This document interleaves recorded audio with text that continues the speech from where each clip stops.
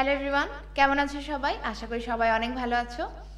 আজকে আমরা পড়ব ফিজিক্স ফার্স্ট পেপারের একটা খুব ইম্পর্টেন্ট এবং ইন্টারেস্টিং চ্যাপ্টার, পদার্থের গাঠনিক ধর্ম। এই চ্যাপ্টারটা মেডিকেল ভর্তি পরীক্ষায় প্রত্যেক বছরই কোনো না কোনো প্রশ্ন আসে। হ্যাঁ, 22 সালেও কিন্তু এখান থেকে মেডিকেল ভর্তি পরীক্ষায় প্রশ্ন আসছে।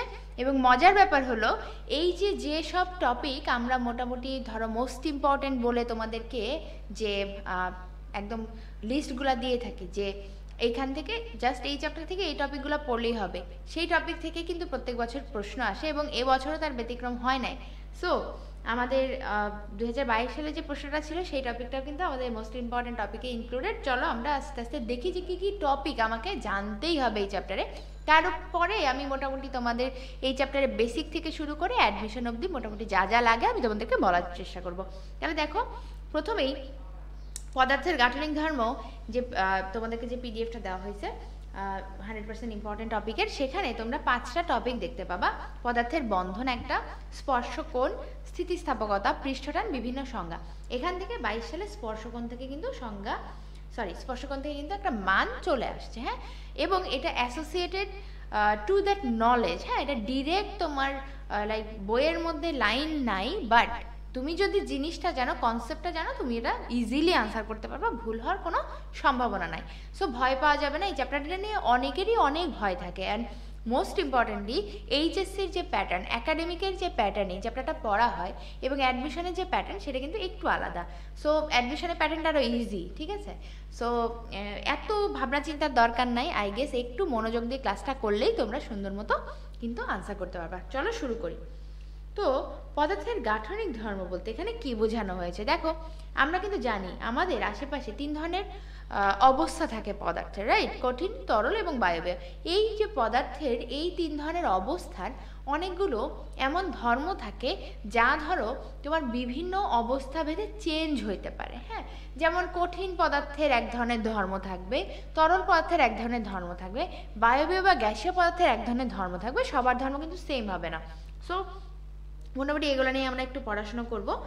আর এই চ্যাপ্টারটা শুরু হয়েছে মেনলি পদার্থের বন্ধন দিয়ে। হ্যাঁ, পদার্থের বন্ধন খুব ইন্টারেস্টিং একটা টপিক আমি বলবো।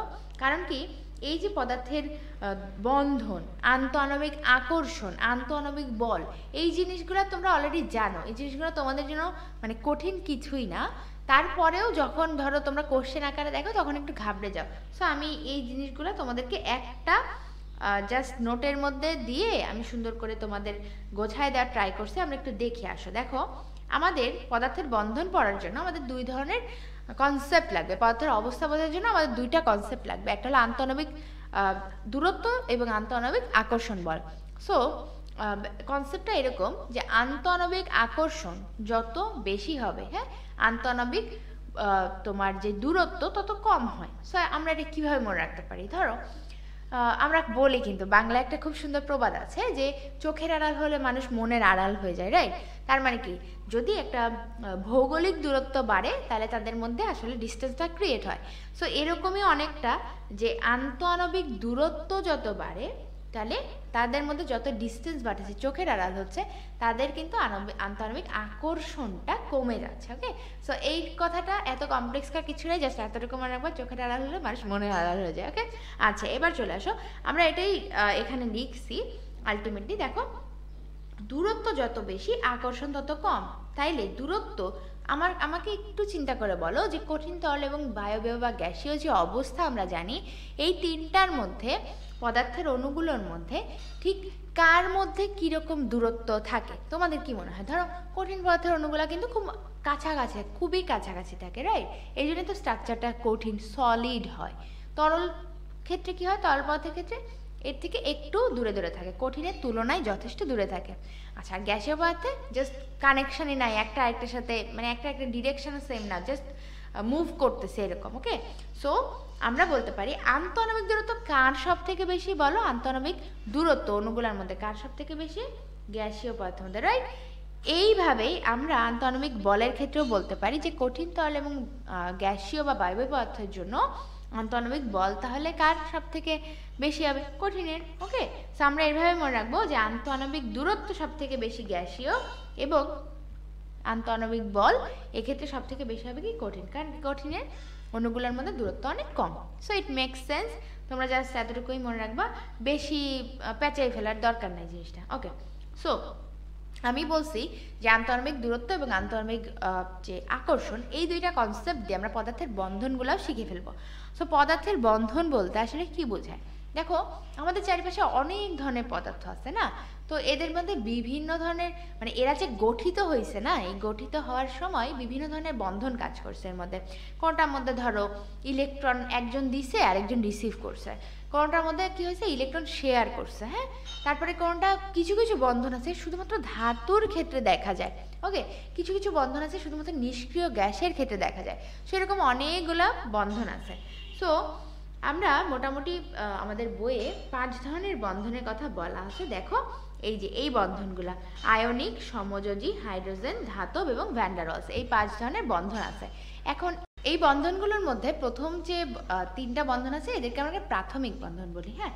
এখন প্রাথমিক বা প্রাইমারি বন্ধন, এটা কিন্তু একটা অবজেক্টিভ চলে আসতে পারে যে নিচের কোনটি প্রাইমারি বন্ধন না, বা প্রাইমারি বন্ড না, বা প্রাথমিক বন্ধন না। সো আয়নিক, সমযোজী এবং ধাতব, এই 3টা হলো তোমার প্রাথমিক বন্ধন। ওকে, এখন এই যে আয়নিক বন্ধন, সমযোজী বন্ধন, ধাতব বন্ধন, আমি একটু আগে তোমাদেরকে বললাম যে আয়নিক বন্ধন কিভাবে গঠিত হয়, এগুলো আমি না বললেও আই গেস তোমরা পারবা, কারণ এগুলো তোমরা কেমিস্ট্রিতে অলরেডি শিখে আসছো। সো আয়নিক বন্ধন কিভাবে গঠিত হয় বলো তো? একজন ইলেকট্রন কি করে, ত্যাগ করে, আরেকজন সেই ত্যাগ করা ইলেকট্রনটা গ্রহণ করে। সমযোজী বন্ধনে শেয়ার করে না। আচ্ছা, ধাতব বন্ধন স্পেশাল টাইপ অফ সমযোজী বন্ধন কিন্তু, হ্যাঁ। ওকে, আচ্ছা, এখন আমরা পড়ি। আসো দেখো, এই বন্ধন নিয়ে শুধুমাত্র ক্লাস নোটে যেটুকু দিয়ে দিচ্ছি আমি, ক্লাসের সময় যেটুকু দেখাচ্ছি, জাস্ট এতটুকু পড়লেই মোর দ্যান এনাফ, এর থেকে বেশি আর পড়তে হবে না। সো আয়নিক বন্ধনের শর্ত কি দেখো, আয়নিক বন্ধনে আমি তোমাদেরকে বললাম যে 2টা মৌল লাগবে যারা একটা ইলেকট্রন শেয়ার মানে সরি একটা ইলেকট্রন ত্যাগ করবে, একটা গ্রহণ করবে। আচ্ছা, এটা কিন্তু মেডিকেল ভর্তি পরীক্ষার প্রশ্ন, হ্যাঁ, যে এই যে ইলেকট্রন শেয়ারিং এর মাধ্যমে কোন বন্ধন গঠিত হয়। সো খুব সূক্ষ্ম কিছু জিনিসই যে সবসময় আসে এরকম না, খুবই সুপারফিশিয়াল জিনিসও আসে, বাট আমরা ওই মুহূর্তে না নলেজটা অ্যাপ্লাই করতে পারি না, এই জন্য বেশি বেশি প্র্যাকটিস করতে হবে আর ক্লাসটা একটু মনোযোগ দিয়ে করতে হবে। দেখো, সো আয়নিক বন্ধনের ক্ষেত্রে আমাদের শর্ত আছে 3টা শর্ত। কিভাবে মনে রাখবো?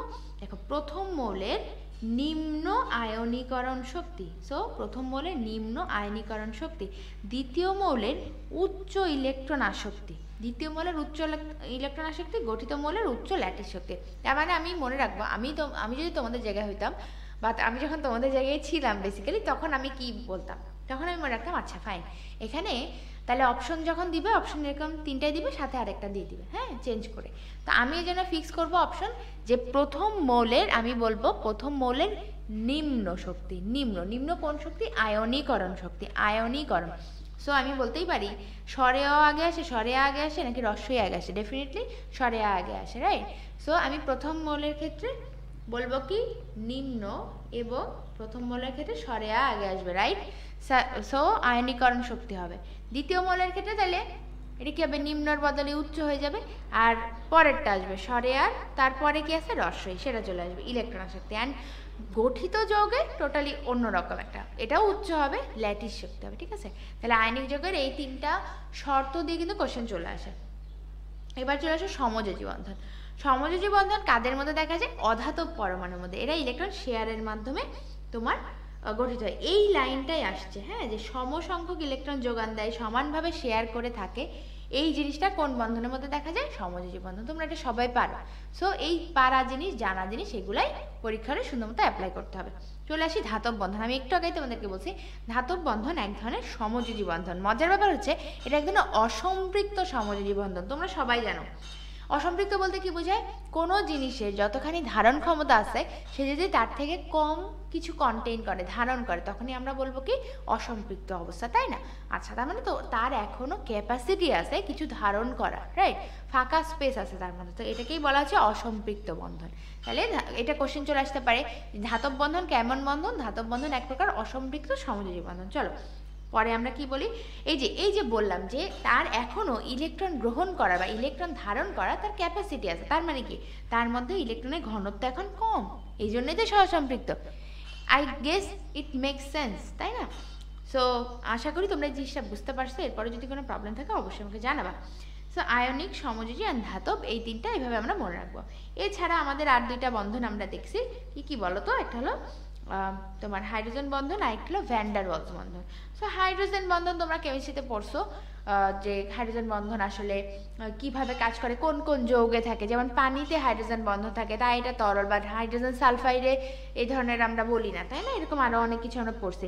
এখানে যেটা লাগবে ভ্যান ডার ওয়ালস বলটা, একটা কোশ্চেনই আসবে ভ্যান ডার ওয়ালস বল থেকে, সরি দুইটা কোশ্চেন আসবে।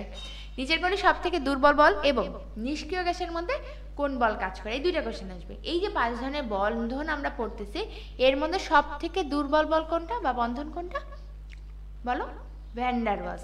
আর আমরা যদি প্রশ্ন করি নিষ্ক্রিয় গ্যাসের অনুসময়ের মধ্যে কোন বন্ধন দেখা যায়, কি বলবা? Again van der Waals. Okay, so আমার আশা করি তোমরা এই জিনিসটা বুঝতে পারছো। ওকে, গেল। এই দেখো, আমরা কিন্তু সব সময় বলি যে আমাদের যে বইটা, আমাদের যে দাগানো বইটা, সেটাই একটা কোশ্চেন ব্যাংক। হ্যাঁ, ইটস আ কোশ্চেন ব্যাংক। কারণ দেখো, এই যে তোমরা যতগুলো এই যে লাল কালি দিয়ে দাগানো দেখতেছো, লাল কালি দিয়ে দাগানো দেখতেছো, তার মানে কি এখান থেকে মেডিকেল ভর্তি পরীক্ষায় প্রশ্ন আসে। আমি কিন্তু সেম কথাগুলাই বলছি যে সমযোজী বন্ধনে এই কোশ্চেন আসে, তাই না? আমি এগুলো বলে ফেলছি। আচ্ছা, ওকে, এবার চলে আসো, আমরা একটা ইন্টারেস্টিং জিনিস পড়বো এখানে। শোনো, তোমাদের একটা মজার ঘটনা বলি। কি হয়েছে, আমার তখন খুব সম্ভবত প্রি টেস্ট এক্সাম। তো প্রি টেস্ট এক্সামে একটা সৃজনশীল আসছে এই চ্যাপ্টার থেকে, পদার্থের গাঠনিক ধর্ম। আমি হলি ক্রস কলেজে পড়তাম, তোমরা অনেকেই জানো। সো প্রি টেস্ট এক্সামে একটা কোশ্চেন আসলো পদার্থের গাঠনিক ধর্ম থেকে, আমি কোশ্চেন আনসার করলাম বিকজ আমার ঘ আমি পারতাম। সো কতে আসছিল যে পদার্থ কয় ধরনের, পদার্থ কয় ধরনের, কি কি, এটা না জ্ঞানমূলক প্রশ্ন দিছিল। তো আমি খুব অবাক হয়েছিলাম যে হলি ক্রসের মতো কলেজে, মানে কেন আমি এটা বলতেছি, আমি আমার কলেজ নিয়ে খুব বোস্ট করতেছি, ব্যাপারটা এরকম না। মানে আমাদের কলেজে খুবই কঠিন কোশ্চেন করাতো, স্পেশালি ফিজিক্স। হ্যাঁ, মানে খুবই কঠিন আমার লাগতো, মেবি আমি পারতাম না তাই জন্য আমার মনে হতো, আমি চাই না। বাট এত কঠিন কোশ্চেনের মধ্যে পদার্থ কয় ধরনের, লাইক এটা কেমন কোশ্চেন, আমি খুব অবাক হয়েছি, আমি হাসছি। হ্যাঁ, পদার্থ আর কয় ধরনের, পদার্থ 3 ধরনের, কঠিন তরল বায়ু। চলো এই সৃজনশীল আমি লিখবো। ওকে, লিখলাম যথারীতি পদার্থ 3 ধরনের। এরপরে খাতা দিল যেদিন, সেদিন দেখি কি আমার কেটে দিছে। আমি তো টিচারের কাছে যাব, আমাদের একটা টেন্ডেন্সি আছে না যে আমরা যদি কিছু একটা জানি, আমরা যদি একটা জিনিসে কনফিডেন্ট থাকি, সেটাতে যদি নাম্বার কেটে দেয়, তাহলে আমরা কি করি, আমি টিচারের কাছে বলি, টিচার আমার এইখানে নাম্বার কেন কাটছেন, আমার আরো 1 নাম্বার বাড়বে। আমরা এরকম করি না, অনেকেই করি। তো আমি এরকম ছিলাম। সো আমি যাব, আমার কেমন একটা সন্দেহ হইলো। আমি আমার পাশে বসা মেয়েটাকে জিজ্ঞেস করলাম যে আচ্ছা এইটা কাটছে কেন, দেখো পদার্থ না 3 ধরনের, কঠিন তরল বায়ু, এটা কাটার কি আছে? কারণ আমাকে বললো না, কোশ্চেনটা আসছে পদার্থ কয় ধরনের, আসে নাই পদার্থের অবস্থা কয় ধরনের। জিনিসটার মধ্যে কিন্তু পার্থক্য আছে, বুঝছো? সো এই জিনিসটা মাথায় রাখতে হবে। আমি যে ভুলটা করছি, আমি চাই না তোমরা এই ভুলটা করো, কখনো না। সো আমি একটা বোকা ছিলাম, আমি আসলে ভুলটা করে ফেলছি, কারণ আমার বই সম্বন্ধে ধারণা খুবই কম ছিল, খুবই কম ছিল রিয়েলি। মানে আমি ফিজিক্স এতই ভয় পাইতাম, আমি হলো যে মানে পড়েই নাই এইচএসসির একদম টেস্ট পরীক্ষার আগ পর্যন্ত। টেস্ট পরীক্ষা দেওয়ার পর আমি ফিজিক্স পড়ছি, এরকম অবস্থা। আচ্ছা, তো মেডিকেল অ্যাডমিশনে তো তারপর দেখলাম অনেক ইজি। এনিওয়ে, তাহলে আমি যে কথাগুলো বললাম, কেন এত কিছু বললাম, কারণ পদার্থ 3 ধরনের না, পদার্থ 2 ধরনের। ঠিক আছে, পদার্থ 2 ধরনের এবং পদার্থের অবস্থা 3 ধরনের। পদার্থের অবস্থা বলতে কঠিন তরল বায়ু, পদার্থ যে অবস্থায় থাকে সেটা। আর পদার্থ 2 ধরনের যেটা আমরা বলছি, সেটাকে আমরা ভাগ করি এভাবে, কঠিন এবং প্রবাহী। কঠিন এবং প্রবাহী। সো প্রবাহীকে আমি আবার 2 ধরনের ভাগ করতে পারি, সংকোচনীয়, অসংকোচনীয়। ঠিক আছে, একটাকে কম্প্রেস করা যায়, আরেকটাকে কম্প্রেস করা যায় না। সো কোনটাকে তুমি কম্প্রেস করতে পারবা? গ্যাসকে তুমি কম্প্রেস করতে পারবা, এই জন্য এটা সংকোচনীয় প্রবাহী। ওকে, আর তরলকে তো তুমি কম্প্রেস করতে পারবা না, তাই তো? তাহলে এটা হলো অসংকোচনীয় প্রবাহী। বোঝা গেছে? তাহলে মাথায় রাখতে হবে পদার্থ 2 ধরনের, কঠিন এবং প্রবাহী। প্রবাহী আবার আমরা 2টা বলি, প্রবাহীর মধ্যে ইনক্লুডেড তোমরা জানো গ্যাস এবং তরল, আমরা প্রথম চ্যাপ্টারেও পড়ে আসছি। সো গ্যাস এবং তরল এই 2 জিনিসটাকে আমরা একসাথে প্রবাহী বলি। প্রবাহী তাহলে 2 ভাগে ভাগ করা যায়, সংকোচনীয় এবং অসংকোচনীয়। আমরা যেহেতু গ্যাসকে সংকোচন করতে পারি, কম্প্রেস করতে পারি, তাই এটা সংকোচনীয়। ওকে, গেল। আচ্ছা, পদার্থের আরও একটা অবস্থা বলা হয়, যে অবস্থায় তোমার পজিটিভ এবং নেগেটিভ আয়ন ইকুয়াল হয়, সমপরিমাণ হয়, সেটাকে বলা হচ্ছে কি প্লাজমা অবস্থা। এটাকে কি বলা হচ্ছে? প্লাজমা অবস্থা। ওকে, সো সো আমরা এতখানি পড়ে ফেলছি, তাহলে আমরা একটু রিভিউ করি। তাহলে আমরা কি বললাম, পদার্থের অবস্থা 3 ধরনের। তোমরা বলবা পদার্থের প্রকারভেদ। এখানে আমি কত লিখব, সবাই আমাকে একটু বলো তো, পদার্থের প্রকারভেদে লিখব 2। সো পদার্থের অবস্থাতে আমি 3 ধরনের কি কি লিখব, কঠিন, তরল এবং বায়বীয়, রাইট? এটা। আর পদার্থের যে 2 রকম, এটা কি বলবো, বলি সবাই, কঠিন এবং প্রবাহী। এখন আমাকে বলো এই প্রবাহীর ক্ষেত্রে আমরা আবার কি বলবো, প্রবাহী কয় ধরনের? প্রবাহী 2 ধরনের, হ্যাঁ, সংকোচনীয়, অসংকোচনীয়। সংকোচনীয় কোনটা? গ্যাস। অসংকোচনীয় তরল। হলো? তাহলে এই জিনিসগুলো একটু মাথায় রাখতে হবে। আশা করি এই টপিক নিয়ে তোমাদের আর কোনো প্রবলেম হবে না। আমরা একটু নেক্সট টপিকে যাই। এইবার চলে আসি এই চ্যাপ্টারে অনেক ইম্পর্টেন্ট একটা পেজে, রাইট? অনেক ইম্পর্টেন্ট একটা পেজ। এই পেজে যতগুলো সংজ্ঞা আছে, এই সংজ্ঞাগুলো থেকে কোশ্চেন আসার সম্ভাবনা খুবই বেশি, খুবই বেশি, এবং মাল্টিপল টাইমস এখান থেকে কোশ্চেন দেওয়াও হয়। সো আমি তোমাদেরকে এই সংজ্ঞাগুলা মুখস্থ করাবো না, তোমাদেরকে বুঝাবো। শোনো, এখানে আমাদের কিছু কনসেপ্ট লাগবে। কনসেপ্ট বলতে এখানে মনে রাখতে হবে যে একটা পদার্থের উপর যখন বল প্রয়োগ করা হয়, বল প্রয়োগ করার ফলে পদার্থটার মধ্যে কিছু চেঞ্জ আসে, এটা মনে রাখতে হবে। বল প্রয়োগ যখন করা হয় তখন পদার্থটার মধ্যে কিছু চেঞ্জ আসে। ওকে, সো চেঞ্জ আসলো।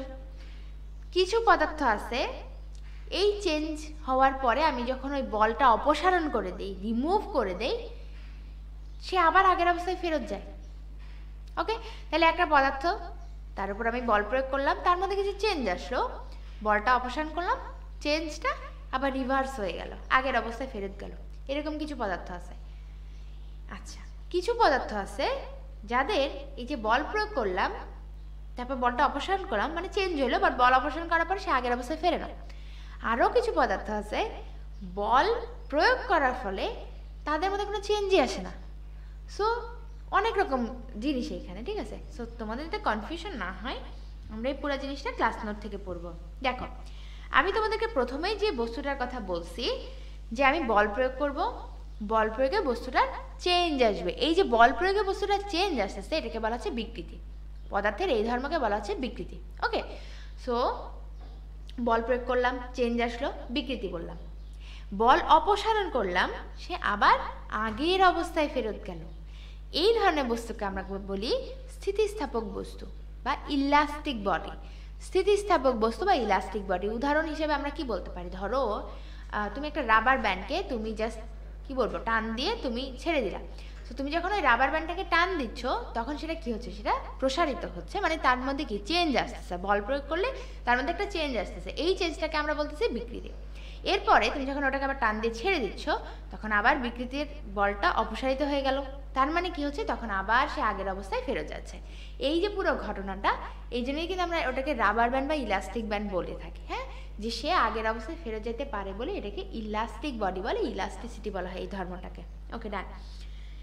তাহলে স্থিতিস্থাপক বস্তু পড়লাম, এটার অপোজিটটা পড়ে ফেলে আসো, অস্থিতিস্থাপক বস্তু কি? অস্থিতিস্থাপক বস্তু বা নমনীয় বস্তু যেটাকে বলা হয় প্লাস্টিক বডি, সেটা হলো বল প্রয়োগ করলাম, বিকৃত হইল, বাট আমি তোমাদেরকে একটু আগে বলছি বল অপসারণের পরে সে আগের অবস্থায় ফেরত যায় না, ঠিক আছে? এটাই হলো তোমার অস্থিতিস্থাপক বস্তু, অস্থিতিস্থাপক বস্তু। ওকে, প্লাস্টিক বডি। দেখো, আমি আরো একটা বস্তুর কথা বলছি, বল প্রয়োগ করব, এতক্ষণ বিকৃতি হচ্ছিল, এবার বিকৃতিও হবে না, এখন বিকৃতিও হবে না। সেটা কি? সেটা হলো দৃঢ় বস্তু বা রিজিড বডি। আমরা বলি না, কোনো ডিসিশন নিয়ে এত রিজিড হওয়া ভালো নয়, তাই না? একটু ফ্লেক্সিবল হওয়া ভালো।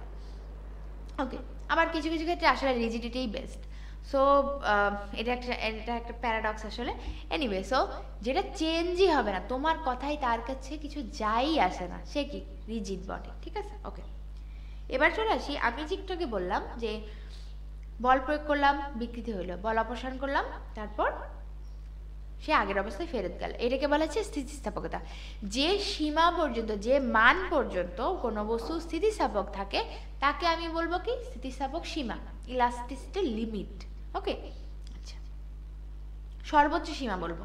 আরেকটা আছে একদম মিনিমাম যে ভার দিলে তোমার কোনো বস্তু ছিঁড়ে যায়, সেটাকে বলা হয় অসহ ভার। ঠিক আছে, এই অসহ ভার রিলেটেড আরও আছে, ওজন দিয়ে ভাগটাগ করলে আমরা অসহ পীড়ন পাই। পীড়ন ইজ অ্যানাদার থিং, আমরা বলবো। সো আমার মনে হয় তোমরা এই কনসেপ্টটা ধরতে পারছো আমি কোন বস্তুকে কি বলছি। আমি একটু রিভিউ করি। সো তোমরা বলবা, আমাকে উত্তর দিবা যে আমি বলতেছি কোনো বস্তুকে আমি বল প্রয়োগ করছি, বিকৃতি হয়েছে, বল অপসারণ করছি, বিকৃতি রিমুভ হয়ে বিকৃতি আবার আগের জায়গায় ফেরত গেছে বস্তুটা, তখন আমি কি বলবো? সবাই বলো আমাকে। স্থিতিস্থাপক বস্তু, রাইট? ওকে, সো এবার বলো যে আমি কোনো বস্তুতে বল প্রয়োগ করছি, তার বিকৃতি হয়েছে, বাট বল অপসারণ করার পর সে আগের অবস্থায় ফেরত যায় না, তখন আমি এটাকে কি বলবো? Plastic body, right? আচ্ছা, এবার তোমরা উত্তর দিবা আমাকে। আমি তো এটা বলেই দিলাম, তোমরা উত্তর দাও। কোনো বস্তুতে বল প্রয়োগে বিকৃতি হয় নাই, তখন এটাকে কি বলবো? বলো বলো বলো, কি বলছিলাম? রিজিড বডি, তাই তো? ওকে, ডান। সো আশা করি তোমরা এখন এটা পারবা। এখানে আরো কিছু জিনিস আছে যেটা তোমাদের লাগবে, সবকিছু দাগাইয়ে দেওয়া, তারপরে একটু দেখো। সেটা হচ্ছে পূর্ণ দৃঢ় বস্তু। আমি কিন্তু রিজিড বডি তোমাদেরকে পড়াইছি। রিজিড বডি কি? এই যে কোনো ধরনের চেঞ্জই আসতেছে না তার, মানে কোনো বিকৃতিই নাই। ওকে, সো এখান থেকে তোমাদের যেটা পড়তে হবে কাঁচ এবং ইস্পাত। এই এক্সাম্পল দুটা খুব আসে, প্র্যাকটিস এক্সামগুলোতে খুব পাবা যে পূর্ণ দৃঢ় বস্তুর এক্সাম্পল কোনটা? কাঁচ এবং ইস্পাত। ওকে, আচ্ছা। স্থিতিস্থাপক সীমা পড়ছে, অসহভার পড়ে ফেলছে। আরেকটা জিনিস পড়তে হবে, স্থিতিস্থাপক ক্লান্তি। দেখো, তুমি একটা বস্তুতে বল প্রয়োগ করতেছো, তার বিকৃতি হচ্ছে, বল অপসারণ করতেছো, বিকৃতি শেষ হয়ে সে আবার আগের অবস্থায় ফেরত যাচ্ছে। এরকম বারবার করতে করতে করতে করতে একসময় ওই বস্তুটা ক্লান্ত হয়ে যায়, which is very normal, right? তো ক্লান্ত হয়ে যায়, এটা কি বলা হচ্ছে? স্থিতিস্থাপক ক্লান্তি। তখন সহজে আগের অবস্থায় ফিরতে চায় না, এটাকে বলা হচ্ছে স্থিতিস্থাপক ক্লান্তি। মজার ব্যাপার হচ্ছে এখান থেকে কোশ্চেন আসবে, স্থিতিস্থাপক ক্লান্তি কে আখ্যা দিয়েছেন? স্থিতিস্থাপক ক্লান্তি আখ্যা দিয়েছেন বিজ্ঞানী কেলভিন। আমরা এটাকে মনে রাখবো, ক্লান্ত কেলভিন। মজার আরো একটা ব্যাপার আছে, এই জিনিসটা আমি সবসময় এভাবেই পড়াইতাম। ইসাক স্যারের বই এটা ছিল না, সো এটা তখন তপন স্যারের বই ছিল, বাট আমি তোমাদেরকে পড়াই দিতাম যে ক্লান্ত কেলভিন দিয়ে। হ্যাঁ, 2018 সালে মেডিকেল ভর্তি পরীক্ষা এটা চলে আসলো যে স্থিতিস্থাপক ক্লান্তি কে আখ্যা দিয়েছে। তারপর থেকে ইসাক স্যারের বই এটা ইনক্লুড হয়েছে। সো ক্লাসে বারবার বলতেছি, যেটুকু বলতেছি মানে মনোযোগ দিয়ে শুনতে হবে, আত্মস্থ করতে হবে, মুখস্থ না, আত্মস্থ করতে হবে।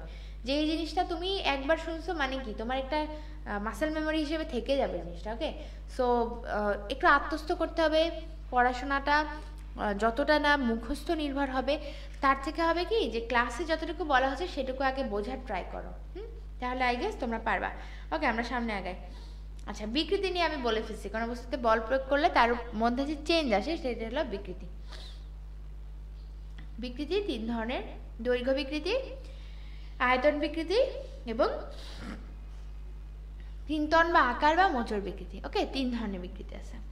মানে একটা ধরো দৈর্ঘ্য বরাবর দৈর্ঘ্যের যে পরিবর্তনটা হচ্ছে সেটা, একটা ধরো আয়তনের যে পরিবর্তন হচ্ছে সেটা, এরকম করে বিকৃতির প্রকারভেদ করা হয়েছে। তোমাদের এগুলো লাগবে না, বলে রাখা ভালো। বিকৃতি হলো দুইটা একই জাতীয় জিনিসের অনুপাত।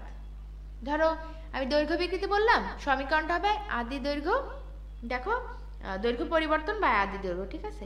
এটা হবে দৈর্ঘ্য বিকৃতির ক্ষেত্রে অনুপাত। সো একই জাতীয় জিনিসের অনুপাত যদি হয় তাহলে কি তার কোনো একক থাকে? থাকে না। এরকমই যে বিকৃতির কোনো একক নাই, কোনো বিকৃতিরই কোনো একক নাই। এই যে বিকৃতির কোনো একক এবং মাত্রা সমীকরণ নাই, এটাও কিন্তু ইম্পর্টেন্ট, পরীক্ষার প্রশ্ন আসে, বুঝছো? যে নিচের কোনটি বিকৃতির একক বা নিচের কোনটি বিকৃতির মাত্রা। সো প্রথম তিনটা অপশনে মোটামুটি ভুল জিনিস দেওয়া থাকে, 4 নাম্বার অপশন দেওয়া থাকে একক নাই।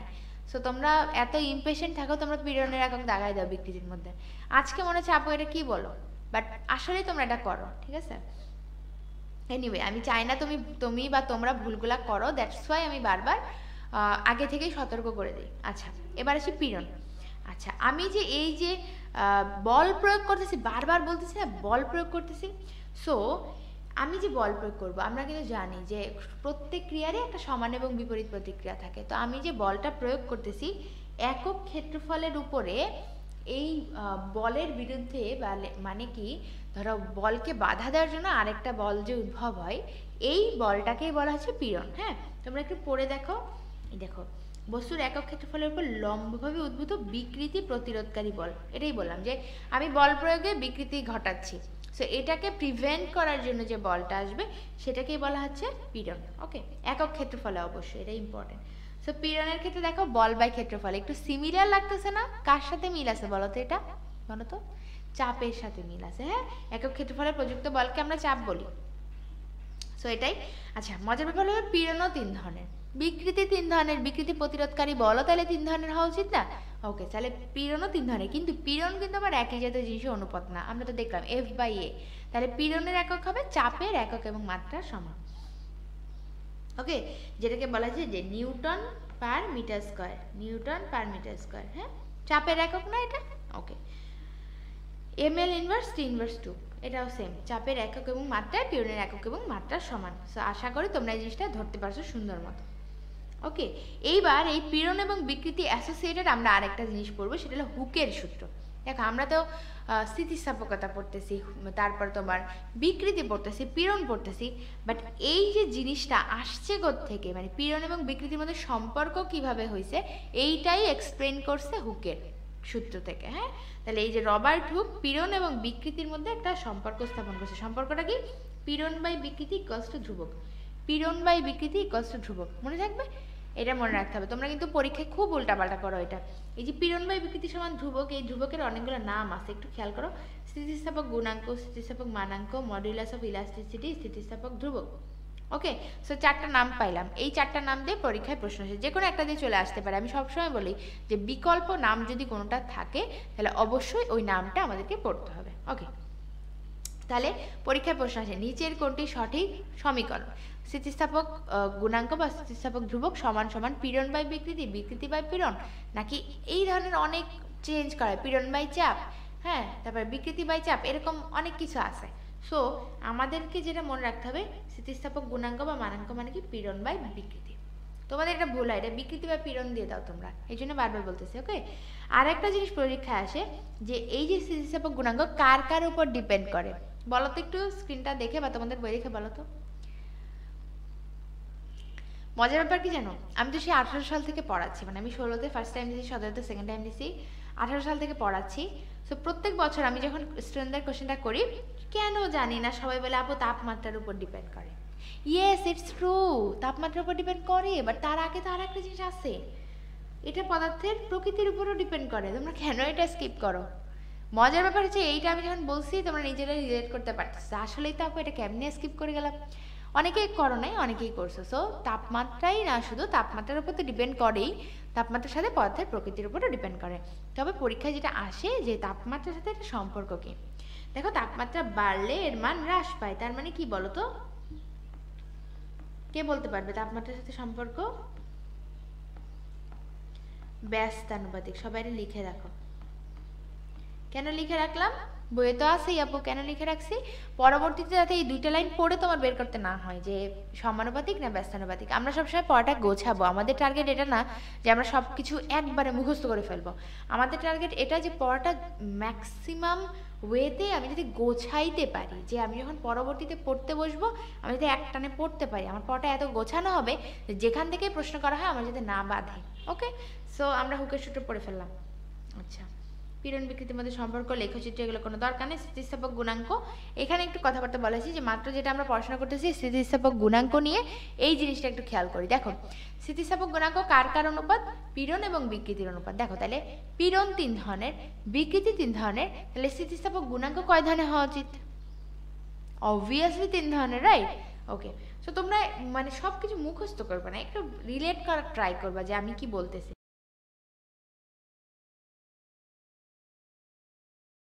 আচ্ছা, তো স্থিতিস্থাপক গুণাঙ্কের ক্ষেত্রে আমি যেটা বললাম যে পীড়ন এবং বিকৃতির যেহেতু অনুপাত স্থিতিস্থাপক গুণাঙ্কটা, তাহলে এর এককটাও কিরকম হবে? পীড়ন এবং বিকৃতির একক অনুযায়ী।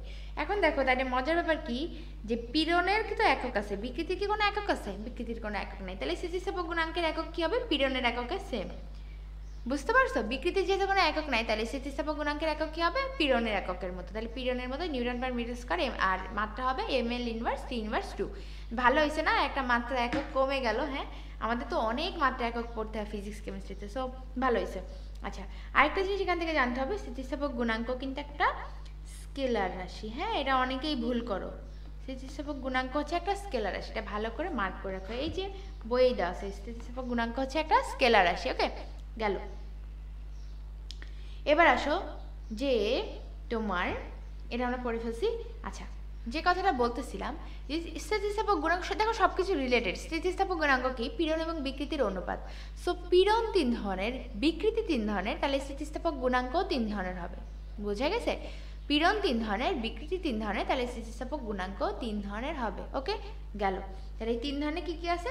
3টা নাম দেখো, ইয়ং এর গুণাঙ্ক, দৃঢ়তার গুণাঙ্ক, আয়তনের গুণাঙ্ক। হ্যাঁ, ওই যে আমরা পড়লাম না দৈর্ঘ্য বিকৃতি, দৈর্ঘ্য বিকৃতি, দৈর্ঘ্য পীড়ন, ওটার সাথে অ্যাসোসিয়েটেড হলো ইয়ং এর।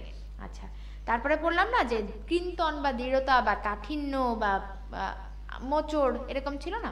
সো এগুলো হলো দৃঢ়তার গুণাঙ্ক। এবং আয়তন, আয়তন পীড়ন, আয়তন বিকৃতি, এর সাথে রিলেটেড হলো আয়তনের স্থিতিস্থাপক গুণাঙ্ক। সো এই 3 ধরনের গুণাঙ্ক থেকে আমাদের কি কি লাগবে আমি আগে বলি, তারপরে আমরা পড়বো। সো এই 3 ধরনের স্থিতিস্থাপক গুণাঙ্ক থেকে আমাদেরকে যেটা জানতে হবে সেটা হলো এই গুণাঙ্কগুলো আসলে কি দ্বারা প্রকাশ করা হয়, মানে এটা আসলে কিসের গুণাঙ্ক। হ্যাঁ, সেটা দৈর্ঘ্যের সাথে অ্যাসোসিয়েটেড, আয়তনের সাথে, নাকি তোমার দৃঢ়তার সাথে, এই ধরনের। এই আমাদেরকে জানতে হবে কি দ্বারা প্রকাশ করা হয়, এই একটা জিনিস। আরেকটা জিনিস যেটা জানতে হবে সেটা হলো তোমার এগুলোর মান জানতে হবে। ঠিক আছে, তাহলে কি দ্বারা প্রকাশ করা হয় এবং এগুলোর মান জানতে হবে, দ্যাটস ইট, আর কিছু না। এখন এই যে কি দ্বারা প্রকাশ করা হয়, এটা একটা মজার জিনিস আছে, আমরা এটাও পড়বো এবং একই সাথে এই মানগুলাও পড়ে ফেলবো। দেখো এইচএসসিতে বা একাডেমিকের পড়ার সময় আমাদের কখনো এই মানগুলো মুখস্থ করতে হয় না, কারণ অলওয়েজ যে কোনো ম্যাথে আমাদের থার্ড ব্র্যাকেটে মানটা দেওয়া থাকে যে লোহার ইয়ংয়ের গুণাঙ্ক এত, বা তোমার পানির আয়তন গুণাঙ্ক এত, এরকম কিন্তু দেওয়া থাকে একাডেমিকের পড়ার সময়। বাট যেহেতু এটা অ্যাডমিশন, মেডিকেল অ্যাডমিশন, কষ্ট তো একটু করতে হবে। সেই একটু কষ্ট করতে করতে অনেক কষ্টই করতে হয়, সেখানে এই মানগুলো পুরো মুখস্থ থাকতে হয়। বাট ভয় পেও না, কারণ আপু তো আছেই, আপু সুন্দর মতো তোমাদেরকে এটা পড়াই দেবে। দেখো তাহলে এই যে 3 ধরনের গুণাঙ্কের ক্ষেত্রে আমাদের এই যে তোমাদের যে ক্লাস নোটটা আছে, হ্যাঁ তোমরা যে দেখতেছো, আমরা এভাবেই পড়বো। সো বেসিক্যালি আমরা আগে বলি যে কোন গুণাঙ্ককে কি দ্বারা প্রকাশ করে। দেখো ইয়ং এর গুণাঙ্ককে প্রকাশ করা হয় কি দিয়ে?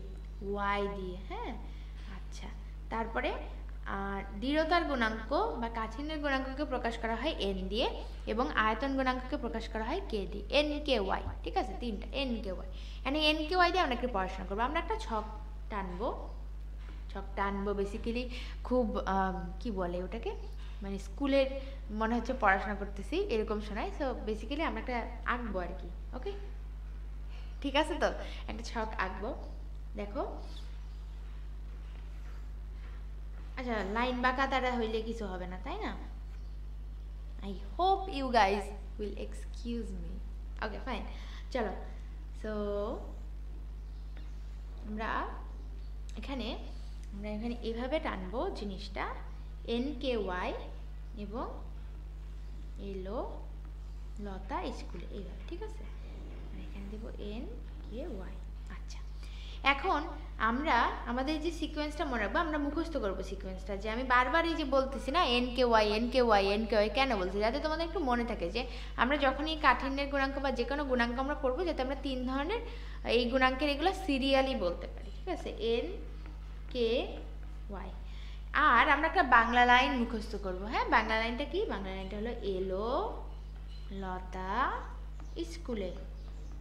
লতা স্কুলে আসছে, স্কুলে না, স্কুলে আসে না। স্কুলে আসলে আমাদের সুন্দর মতো এই জিনিসটা মানে যাবে না আর কি। হ্যাঁ, সো এটা আমরা এভাবে মনে রাখবো, এলো লতা স্কুলে। ওকে, সো এলো মানে হলো অ্যালুমিনিয়াম, লতা মানে হলো লোহা, আর তামা। ঠিক আছে, লোহা আর তামা, স্কুলে মানে ইস্পাত। ওকে, তাহলে একটা জিনিস আমরা কি বললাম, আমরা একটা বাংলা লাইন মুখস্থ করছি, জাস্ট কিছুই না, এলো লতা স্কুলে, একটা মেয়ে তার নাম লতা, সেই স্কুলে আসছে। আর আমরা একটা সিকোয়েন্স মনে রাখছি এন কে ওয়াই, একটা সিকোয়েন্স এন কে ওয়াই গেল। এখন আমরা মনে রাখবো যে এই ছকটা শেখার জন্য সব থেকে ইম্পর্টেন্ট সংখ্যা 2। কি বলছি? অনেকে মনে মনে বলতেছে এই ছকটার সব থেকে ইম্পর্টেন্ট সংখ্যা 2। নো, ইউ আর রং। আমি কিন্তু বলি না এই ছকের ইম্পর্টেন্ট সংখ্যা 2, আমি বলছি এই ছকটা শেখার জন্য সব থেকে ইম্পর্টেন্ট সংখ্যা 2। তার মানে 2 এমন একটা সংখ্যা যেটা দিয়ে আমরা এই ছকের ম্যাক্সিমাম জিনিস কভার করতে পারবো। ওকে, সো চিন্তা করে দেখো যে তোমার কাছে যে ইম্পর্টেন্ট, তোমার ধরো খুব ইম্পর্টেন্ট একজন গেস্ট তোমার বাসায় আসছে, সো তাকে কি করবা, তুমি যাকে পছন্দ করো, তুমি যাকে প্রায়োরিটি দাও, তোমার কাছে যে সব থেকে ইম্পর্টেন্ট, তুমি আগে তাকে একটু খাতির যত্ন করবা না, একটু তাকে আগে বসতে দিবা না? সো এটাই, তুমি যদি এই ছকের সব থেকে ইম্পর্টেন্ট সংখ্যা 2 ধরো, তাহলে সবার আগে যেটা করতে হবে প্রথম ঘরে ওকে বসাইতে হবে, এটাই তোমার প্রথম কাজ। তা বসাও, প্রথম ঘরে বসাও 2 বসাইলা। আচ্ছা, তাহলে এতক্ষণ পর্যন্ত যা বলতেছে এটা কি একটু রিলিভেন্ট লাগতেছে? মানে যে বুঝতে পারতেছো যে আমরা একটা বাংলা লাইন শিখছি এলোলতা স্কুলে, যেটার এলো দিয়ে অ্যালুমিনিয়াম, লতা দিয়ে লোহা তামা এবং ইস্পাত দিয়ে ইস্পাত বোঝায়, স্কুলে দিয়ে ইস্পাত বোঝায়। এবং একটা সিকোয়েন্স শিখছি যেটা NKY, এন মানে কি, কে মানে কি, ওয়াই মানে কি আমি বলে ফেলছি। সো আমি বলছি এই ছকটা শেখার জন্য সব থেকে ইম্পর্টেন্ট সংখ্যা 2। ওকে, সো বেসিক্যালি আমরা যেটা বলতে চাচ্ছি যে যাকে তুমি ইম্পর্টেন্ট দিবা, যাকে তুমি প্রায়োরিটাইজ করবা, তাকে তুমি আগে কি করবা, তাকে আগে বসতে দিবা, রাইট? সো দিলা বসতে, কোথায় বসতে দিলা? প্রথম ঘরে বসতে দিলা। এখন আসো যে এই যে 2 তো আমরা বসাই দিলাম প্রথম ঘরে, এরপরে আসলে কি, কেন এই এতগুলো ঘর টানলাম আর কি করলাম? সো বেসিক্যালি এখানে দেখো তো ঘরটা কয়টা ছিল, ঘর 1 2 3 4 5 6 7 8 9, 9টা ঘর ছিল। ওকে, সো এখন আমরা একটা ছোট ট্রিক্স করব, সেটা কি, এই যে 9টা ঘর ছিল আর প্রথম ঘরে 2 বসাইছি, এই 2টা বাদ দিব। ঘর ছিল 9টা, ফাঁকা ঘর ছিল 9টা, প্রথম ঘরে বসাইছি 2, আমি 9 থেকে 2 বাদ দিলে কত পাবো? 9 থেকে 2 বাদ দিলে 7। সো এই ছকের ইম্পর্টেন্ট সংখ্যা 2, তাহলে একটু বুদ্ধি করে বলো তো 7 কয়বার লেখা উচিত? 2 বার, এক্স্যাক্টলি। বাহ, তোমরা তো সেরা, একদম ইন্টেলিজেন্ট, খুব ভালো। আচ্ছা, তাহলে আমরা কি করবো, আমরা 7 2 বার লিখবো। দেখো তো আমরা কিভাবে 2 বার লিখছি, এই যে উপরে নিচে, ঠিক আছে, 2 বার লিখছে, উপরে নিচে লিখলাম 7 2 বার। এখন কেউ লিখো না, এখন আমার ছকটাকে ফলো করো, পরে নিজেরা লিখো, আমি টাইম দিব। ওকে, সো আমি যেটা বলতেছি যে এইখানে আমরা লিখলাম, প্রথমটুকু তো আমি রিভিউ করে ফেলছি 2 বসানো পর্যন্ত। আমি আরেকটু পিছন থেকে বলি যে তোমার খালি ঘর ছিল 9টা, 9 থেকে তুমি 2 বাদ দাও, দিলে কত হবে? 7।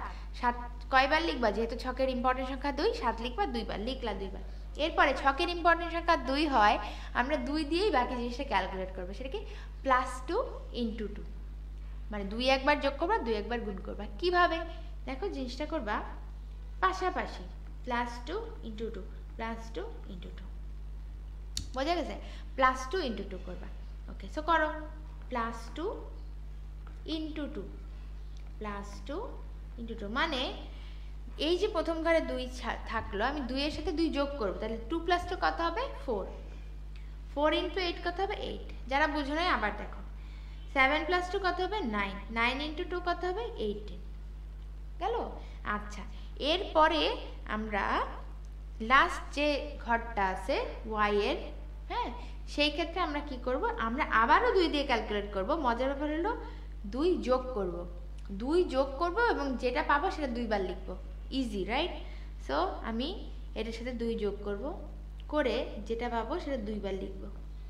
দেখো, এখন দেখে মনে হচ্ছে যে কঠিন, বাট আসলে এটা কিন্তু কঠিন না। আমি একবার রিভিউ করি, তাহলে বুঝতে পারবো। আমি পুরো ছকটা আমি আরেকবার লিখবো, তারপর তোমাদেরকে বলবো। হ্যাঁ, দেখো আমি কি করছি,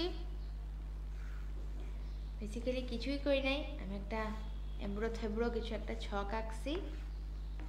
ওকে, সো আমি বলছি আমাদের সিকোয়েন্সটা হলো NKY, আর বাংলা লেখাটা হলো এলোলতা স্কুল, ঠিক আছে, এলোলতা স্কুল। এই ছকের সব থেকে ইম্পর্টেন্ট সংখ্যা 2, প্রথম ঘরে বসাইছি, খালি ঘর ছিল 9টা, 9 থেকে 2 বাদ দিলে 7। ছকের ইম্পর্টেন্ট সংখ্যা 2, তাই 7 লিখবো 2 বার। ছকের ইম্পর্টেন্ট সংখ্যা 2, তাই ক্যালকুলেট করব 2 দিয়ে। +2 × 2, +2 × 2, 2 + 2 4, 4 × 2 8, গেল? 7 + 2 9, 9 × 2 18। এবার বলছি ছকের ইম্পর্টেন্ট সংখ্যা 2, তাই বাকি ক্যালকুলেশনও 2 দিয়েই হবে, তবে এটা আবার যোগ করবো, জাস্ট +2 করলে 18 + 2, এবং যেটা পাবা সেটা 2 বার লিখবা, হয়ে গেল।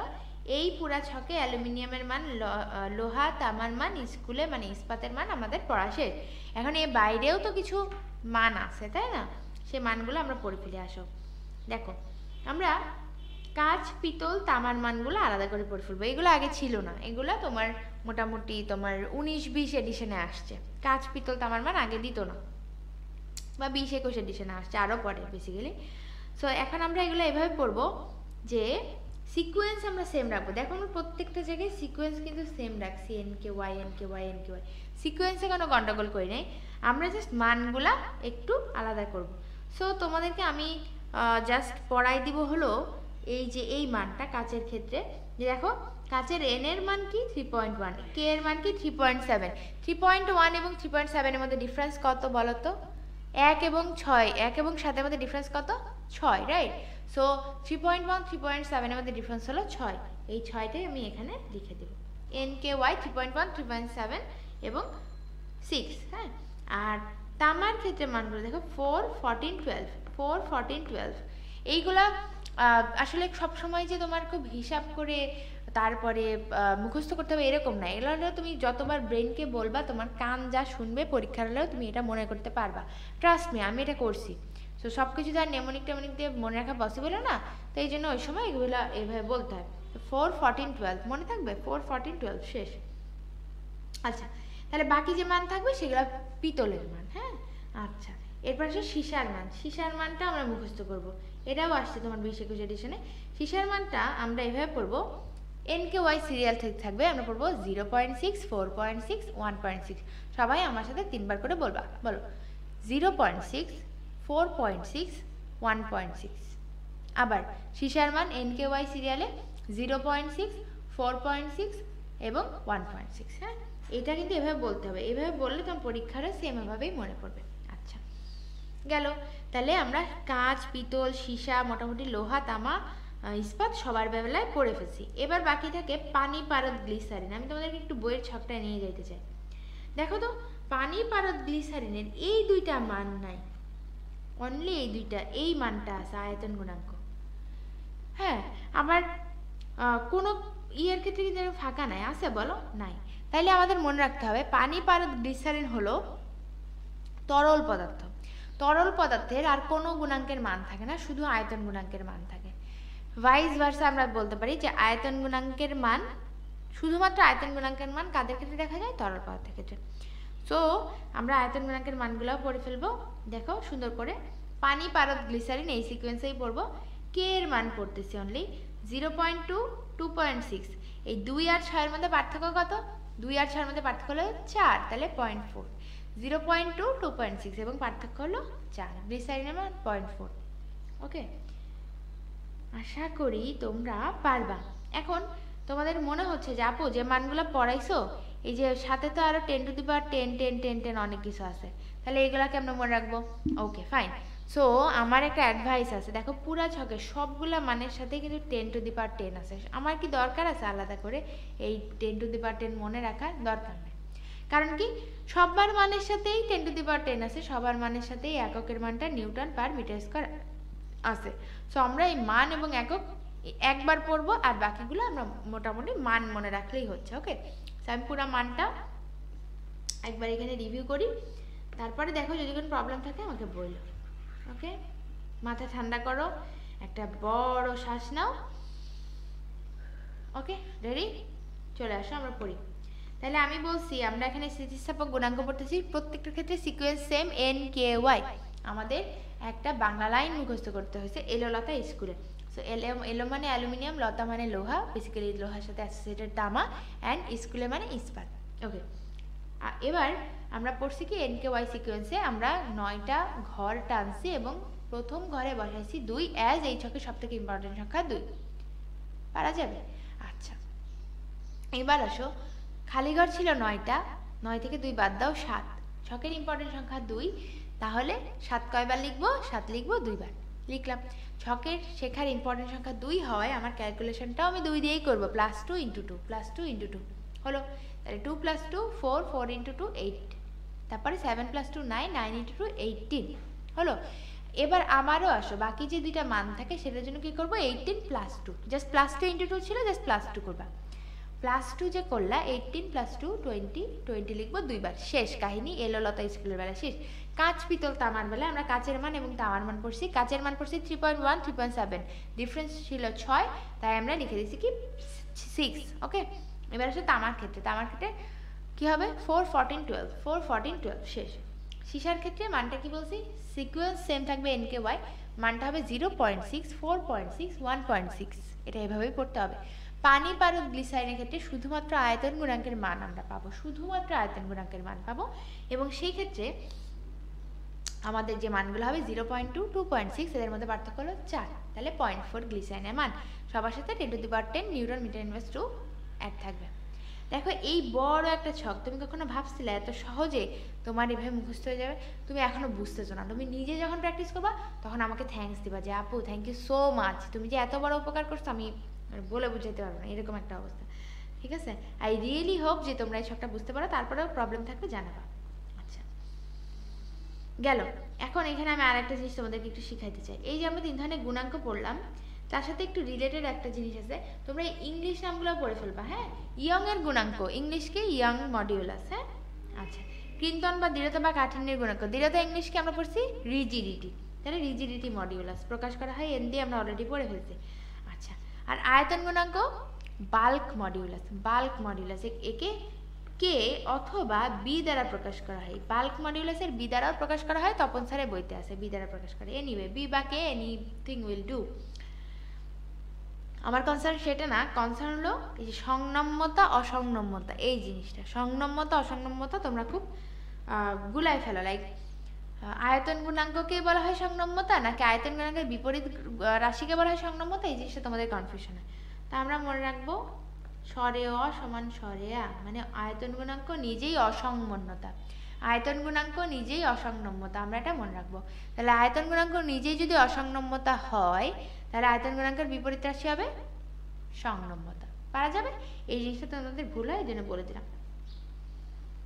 ওকে, এরপরে স্থিতিস্থাপক, বিভব শক্তি, স্থিতিশক্তি, এগুলো রিয়েলি এখানকার পড়া না, তারপরে যেটুকু লাগবে আমি দাগাই দিছি, এগুলো তোমাদের এখান থেকে না পড়লেও হবে, কারণ এগুলো তো আমরা অলরেডি মানে নিউটনীয় বলবিদ্যা স্প্রিং রিলেটেড যেখানে পড়া আছে আমরা সেখানে পড়বই। তারপরে আমি দাগাই দিছি, যেটুকু দাগাই দিছি এটুকু পড়লেই হবে। আচ্ছা, এবার আসে পয়সনের অনুপাত, অ্যানাদার মোস্ট ইম্পর্টেন্ট টপিক। পয়সনের অনুপাতের সংজ্ঞা লাগবে, সমীকরণ লাগবে, কি দ্বারা প্রকাশ করা হয় সেটা লাগবে, মানগুলা লাগবে। তো পয়সনের অনুপাত কি মনে রাখবা? পয়সনের অনুপাত মানে হলো পার্শ্ব বাই দৈর্ঘ্য। পয়সনের অনুপাত মানে হলো পার্শ্ব বাই দৈর্ঘ্য, প প পার্শ্ব বাই দৈর্ঘ্য, প প। ঠিক আছে, পয়সনের অনুপাত মানে পার্শ্ব বিকৃতি বাই দৈর্ঘ্য বিকৃতি। তোমাদের এটা ভুল হয় এই জন্য বলে দিলাম যে এই উপরে দুইটা প। ওকে, কি দ্বারা প্রকাশ করা হয়? সিগমা দ্বারা, সিগমা। হ্যাঁ, সিগমা দ্বারা প্রকাশ করা হয়। এই সিগমার মান আসবে পরীক্ষায়, আসছেও আসলে। তাহলে পয়সনের অনুপাতের মেইন মান কত?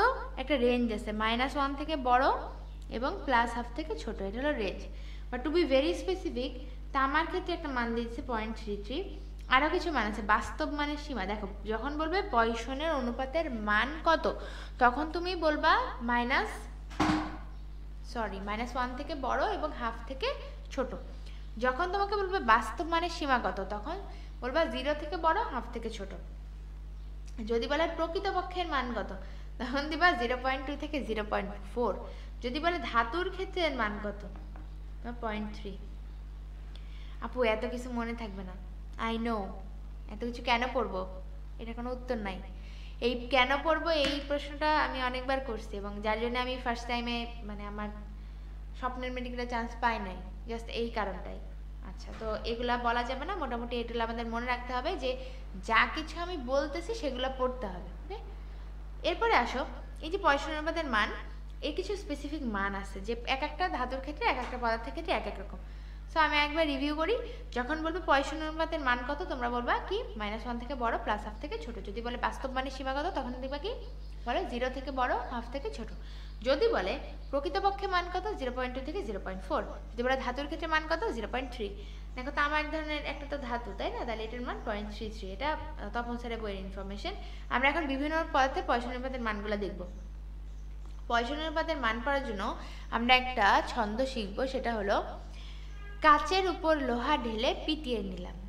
কাচের উপর লোহা ঢেলে পিটিয়ে নিলাম। ইস্পাত পিতল তামাকের আলো দেখে শীষ দিল। মানে কি, এখানে দেখো দুইটা পাশ আছে, এই দেখো, ঠিক আছে? তো আমরা এটা দুইটা আলাদা আলাদা করে পড়বো। কাচের উপর লোহা ঢেলে পিটিয়ে নিলাম। কাচ মানে কাচ, ঢেলে মানে ঢালাই লোহা, পিটিয়ে মানে পেটা লোহা, নিলাম মানে নিকেল। কাচের উপর লোহা ঢেলে পিটে নিলাম। আর ইস্পাত পিতল, এই দেখো ইস্পাত পিতল তামাকের আলো দেখে শীষ দিল। ইস্পাত পিতল, তামাক মানে তামা, আলু মানে অ্যালুমিনিয়াম, শীষ মানে সীসা। ঠিক আছে, এই মানগুলো এখন আমরা পড়বো। কীভাবে পড়বো দেখো তো। আমরা মানগুলো সব দশমিকে দেওয়া আছে, আমরা পূর্ণ সংখ্যা দিয়ে পড়বো। পরীক্ষা আসে জাস্ট আমরা আগে দশমিক বসাই দিব, দ্যাটস ইট। তাহলে কাচের উপর লোহা ঢেলে পিটে নিলাম যে বললাম, এটার গ্যাপটা খেয়াল করো। 18 থেকে 24, 24 থেকে 28, 28 থেকে 31। তাইলে 18 থেকে 24 কি বলো, কত ডিফারেন্স? 6। 24 থেকে 28 4, 28 থেকে 31 3। তাহলে এটার জন্য আমরা ডিফারেন্সটা মনে রাখবো 643, 643। কাচের উপর লোহা ঢেলে পিটে নিলাম। কাচ 18, ঢালাই লোহা 24, পেটা লোহা 28 এবং নিকেল 31। তাহলে এটা প্রথম মানটা আমরা শুধু মনে রাখবো, আমরা শুধু কাচের মানটা মনে রাখবো 18 আর 643 মনে রাখবো। তাহলে তো হয়ে গেল 28 সাথে 6 যোগ করো 24, 24-এর সাথে 4 যোগ করো 28, 28-এর সাথে 3 যোগ করো 31 গেল। ওকে, 643। এরপর দেখো ইস্পাত পিতল তামাকের আলো দেখে শীষ দিল। ইস্পাত পিতলের মানটা 33, একই মানে 0.33 বেসিক্যালি। তামার 34, অ্যালুমিনিয়াম 35, সীসা 44। সো এখানে আমরা যেটা বলবো যে ইস্পাত পিতল তামাকের আলো দেখে শীষ দিছে। যে শীষ দিছে না, তুমি কখন কাউকে শীষ দাও? দূর থেকে কাউকে দেখে কি শীষ দিছো কোনোদিন? দাওনি। কাছাকাছি থাকলেই তো শীষ দেয় মানুষ, না? তো এই জন্যই দেখো কাছাকাছি কাছাকাছি কাছাকাছি সবগুলা, ঠিক আছে। কিন্তু শীষটা আবার অনেক দূর থেকে শোনা যায়। তুমি একজনকে কাছাকাছি দেখে শীষ দিলা, বাট শীষটা শোনা যাবে অনেক দূর থেকে। এই জন্য সীসার মানটা হবে সবার থেকে বেশি। ইস্পাত পিতল 33, তারপরে তোমার তামাক 34, আলু অ্যালুমিনিয়াম 35। এত পর্যন্ত কাছাকাছি, মানে তুমি কাছে দেখে শীষ দিচ্ছ, বাট শীষটা অনেক দূর থেকে শোনা যাচ্ছে। তাহলে সীসা হলো 44। ওকে, তাহলে আশা করি তোমাদের এই জিনিসটা মনে থাকবে। পয়সা অনুপাত আমরা এইভাবে মনে রাখবো। হ্যাঁ, কাচের উপর লোহা ঢেলে পিটে নিলাম, ইস্পাত পিতল তামাকে আলু দেখে শীষ দিল, শেষ। ওকে, ডান। আমরা এই চ্যাপ্টারের প্রথম অংশ মোটামুটি শেষ করে ফেলছি। আমি জানি তোমাদের অনেক ওভারওয়েলমিং লাগতেছে হয়তো, বাট এটা আসলে পড়তে পড়তে এক সময় তোমাদের আয়ত্তে এসে যাবে। হ্যাঁ, প্রথমবার একটু অন্য প্যাটার্নে পড়তে কষ্ট হয়, সো প্রথমবার একটু কষ্ট হবে, বাট এর পরের যেটুকু আছে এটুকু আর এত কষ্ট নয়। প্রথম অংশটা একটু কষ্ট। ওকে, সো একটু তোমরা পানি খাইতে পারো, জল খেতে পারো, বাট বেশি ব্রেক ট্রেক আবার নেওয়া যাবে না, ঠিক আছে? আচ্ছা, অনেক অনেক ইনফরমেটিভ একটা অংশ পড়াই ফেলছি, মানে একটু মুখস্থ করতে হবে, একটু বুঝতে হবে, তারপর তোমার একটু মনে, বেশিরভাগই মনে রাখতে হবে। হ্যাঁ, এই ধরনের একটা কনসেপ্টের ক্লাস আমরা করে ফেলছি, সো এই জন্য তোমাদের হয়তো একটু খারাপ লাগছে, সমস্যা নাই। এরপরে আমরা যেটা পড়বো সেটা মোটামুটি কঠিন লাগবে না তোমাদের। আচ্ছা, তোমাদের কি প্রবাহীর কথা নিশ্চয়ই মনে আছে, তাই না? প্রবাহী বলছিলাম। প্রবাহী কয় ধরনের? প্রবাহী হলো 2 ধরনের, একটা হলো সংকোচনীয়, অসংকোচনীয়। আমাকে একটু বলো তো মনে করে যে সংকোচনীয় প্রবাহী কোনটা ছিল, বলো তো। তোমাদের কমেন্ট কিন্তু আমরা দেখি, হ্যাঁ, সো এটা মনে করার কোনো কারণ নাই যে কমেন্টগুলো দেখা হয় না। তোমাদের কমেন্ট আমরা দেখি, সো ইন্টারাকশনের মেইন উপায় তোমরা জানাবা কমেন্টে। সো সংকোচনীয় প্রবাহী যেটা তোমরা সবাই, আমার মনে হয় তোমাদের মনে আছে, সংকোচনীয় প্রবাহী হলো গ্যাস। তো এই যে প্রবাহীর প্রবাহ অনেক ধরনের হইতে পারে, সেটাই আমরা এখন পড়বো যে কীরকম করে জিনিসটা আসলে এক জায়গা থেকে আরেক জায়গায় ট্রান্সফার হয় বা প্রবাহিত হয়। সো প্রবাহীর প্রবাহ বিভিন্ন ধরনের হইতে পারে। এখানে তোমার 6 ধরনের কথা বলা হয়েছে, আমি একটু বুঝাবো। এই যে দেখো, সম, অসম, স্থির, অস্থির, সমরেখ, বিক্ষিপ্ত। হ্যাঁ, জিনিসগুলো শুনে মনে হইতে পারে যে খুব ইজি, বাট যখন তুমি পরীক্ষায় বসো বা পরীক্ষা হলে এই নলেজ দিয়ে বসো, তখন তোমার কাছে সব এলোমেলো লাগে। দ্যাটস ওয়াই আমি তোমাদেরকে বলে দিব যে কোনটা কি, কোন কিওয়ার্ড দিয়ে তুমি ডিফারেন্সিয়েট করতে পারবা। তুমি জানো আমি বেশিরভাগ সংজ্ঞায় তোমাদেরকে কিওয়ার্ড দিয়ে শেখাই, সো এটাও তার ব্যতিক্রম হবে না। দেখো, সমপ্রবাহ যখন আসবে, সমপ্রবাহ ইউনিফর্ম মোশন, তখন আমরা পড়বো কি পড়বো বলো তো? সর্বক্ষণ। সর্বক্ষণ। সমপ্রবাহ সর্বক্ষণ। অসম মানে কি? সর্বক্ষণই, বাট অন্যরকম। সমপ্রবাহ সর্বক্ষণ ধ্রুব। সর্বক্ষণ ধ্রুব, অসমপ্রবাহকে সর্বক্ষণ ধ্রুব না, এক থাকে না। স্থির, সর্বত্র, স্থির সর্বত্র, এটা তোমাদের অনেক ভুল যায়, যে কোনটা যে তোমরা সমপ্রবাহ বলবা, কোনটা যে তোমরা মানে স্থির প্রবাহ বলবা, এটা বুঝো না। তো এই জন্য তোমরা যেটা লিখবা, তোমরা এখানে লিখে রাখো সর্বত্র স্থির, তাহলে আর কনফিউশন হবে না। আমি সবসময় কি বলি, যে যদি দুইটা একই রকম জিনিস থাকে আমরা কি করবো, আমরা ডিফারেন্সিয়েট করার ট্রাই করবো, তাই না? তাহলে সমপ্রবাহের ক্ষেত্রে আমরা কি বলবো, আমরা বলবো সর্বক্ষণ। আর আমরা যদি বলি স্থির, তাহলে সর্বত্র, তাহলে আমরা এটা মনে রাখবো সর্বত্র স্থির। এবার আসে সমরেখ ক্ষেত্রে কি, বেগের মান এবং দিক সর্বদা একই, বেগের মান দিক সর্বদা এক। এতক্ষণ আমরা বেগের মানই পড়তেছিলাম, হ্যাঁ, এখন আমরা বেগের মান দিক সর্বদা সেম বলবো। আর বিক্ষিপ্ত তার অপোজিট হবে।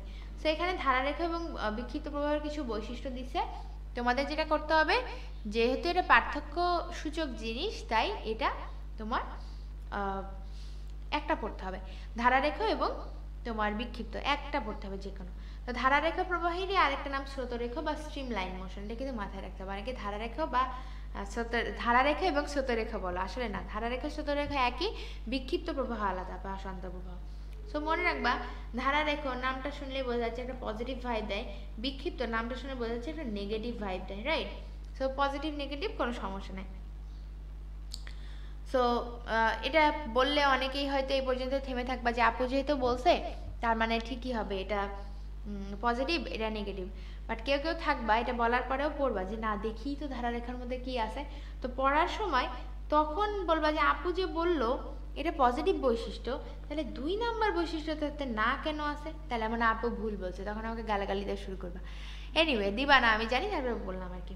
সো এখানে আমি যেটা বলি, তোমরা একটু খেয়াল করো স্ক্রিনের দিকে, যে ধরো দুইটা রেখা এইভাবে যাচ্ছে, তারা কখনো পরস্পরকে ছেদ করে না, এটা ভালো নাকি দুইটা রেখা এমন হয়ে যাচ্ছে পরস্পরকে ছেদ করে ঘূর্ণিপাকের মতো হয়ে যাচ্ছে, কোনটা ভালো, মানে কোনটা পজিটিভ ভাইব দেয়, কোনটা দেখে চোখে শান্তি শান্তি লাগে, বলো? ডেফিনেটলি এইটা, রাইট? সো ধারারেখার প্রবাহের ক্ষেত্রে রেখাগুলো এমনভাবেই চলে যাতে তারা কখনো ছেদ করবে না পরস্পরকে, তো এটাই তো ভালো, তাহলে এটা একটা পজিটিভ বৈশিষ্ট্য হয়।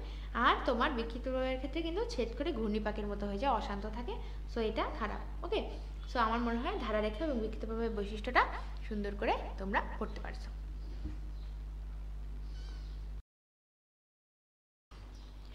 অলরাইট, এখন আমরা পড়বো প্রান্তিক বেগ বা অন্তবেগ, সংকট বেগ, এই জিনিসগুলো নিয়ে। হ্যাঁ, তো প্রান্তিক বেগ আর সংকট বেগ জিনিসটা আমরা পাশাপাশি পড়বো, যদিও দুইটা একেবারেই ডিফারেন্ট, তারপরে আমরা পাশাপাশি পড়বো।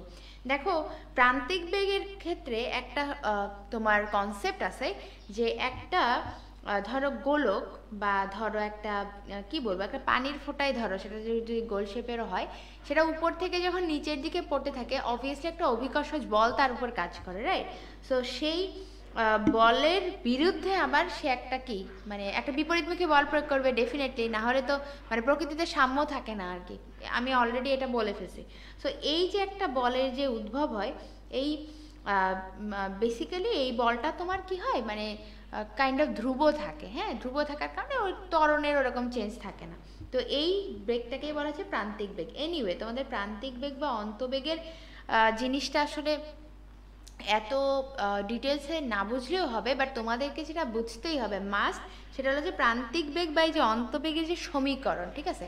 মেডিকেল ভর্তি পরীক্ষায় তোমাকে সংজ্ঞা ডিরেক্ট তুলে দিবে, বড় সংজ্ঞা কখনোই দিবে না, এক লাইনের সংজ্ঞা দিবে, কিন্তু সমীকরণ ডেফিনেটলি দিবে, একক মাত্রা ডেফিনেটলি দিবে। সো তোমাকে মাস্ট এই প্রান্তিক বেগের সংজ্ঞা সমীকরণটা জানতেই হবে। দেখো, প্রান্তিক বেগ এবং সংকট বেগ আমি পাশাপাশি লিখছি, সংকট বেগও আমরা শিখবো, আমি একটু দেখাই দেই। দেখো, প্রান্তিক বেগের ক্ষেত্রে ভি দ্বারা প্রকাশ করা হয়, সংকট বেগকে ভিসি দ্বারা প্রকাশ করা হয়। হ্যাঁ, critical velocity, that's why VC দ্বারা প্রকাশ করা হয়।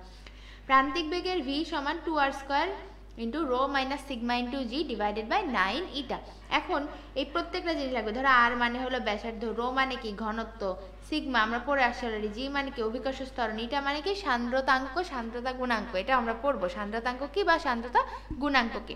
সো তোমার যেটা পরীক্ষায় আসবে, তোমার এই সমীকরণ ডিরেক্ট আসবে না, তোমার আসবে কি সম্পর্ক অ্যাজ ইন বলবে কি প্রান্তিক বেগের সাথে ব্যাসার্ধের সম্পর্ক কি, প্রান্তিক বেগের সাথে ঘনত্বের সম্পর্ক কি, এই ধরনের প্রশ্ন আসবে। প্রান্তিক বেগের সাথে সান্দ্রতাঙ্কের সম্পর্ক কি।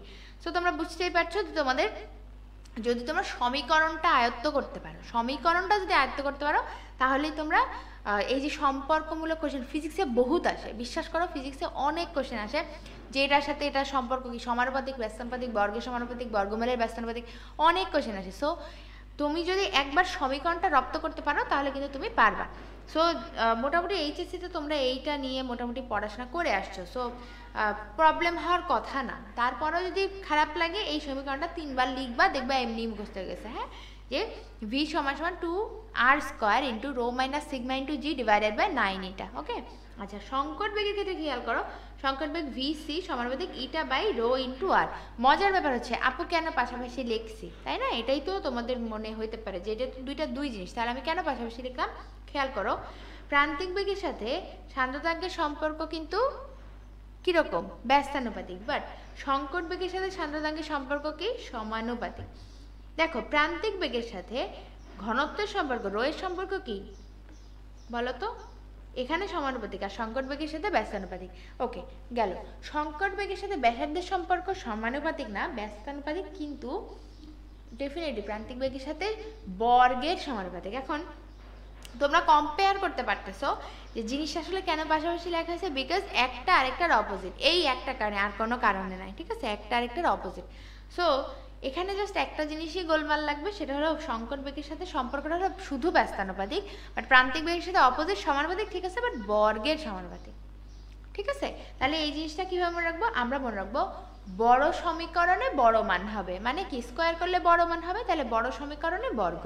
তাহলে তোমরা আমাকে বলো প্রান্তিক বেগের সমীকরণটা বড় নাকি সংকট বেগের সমীকরণটা বড়, বলো তো?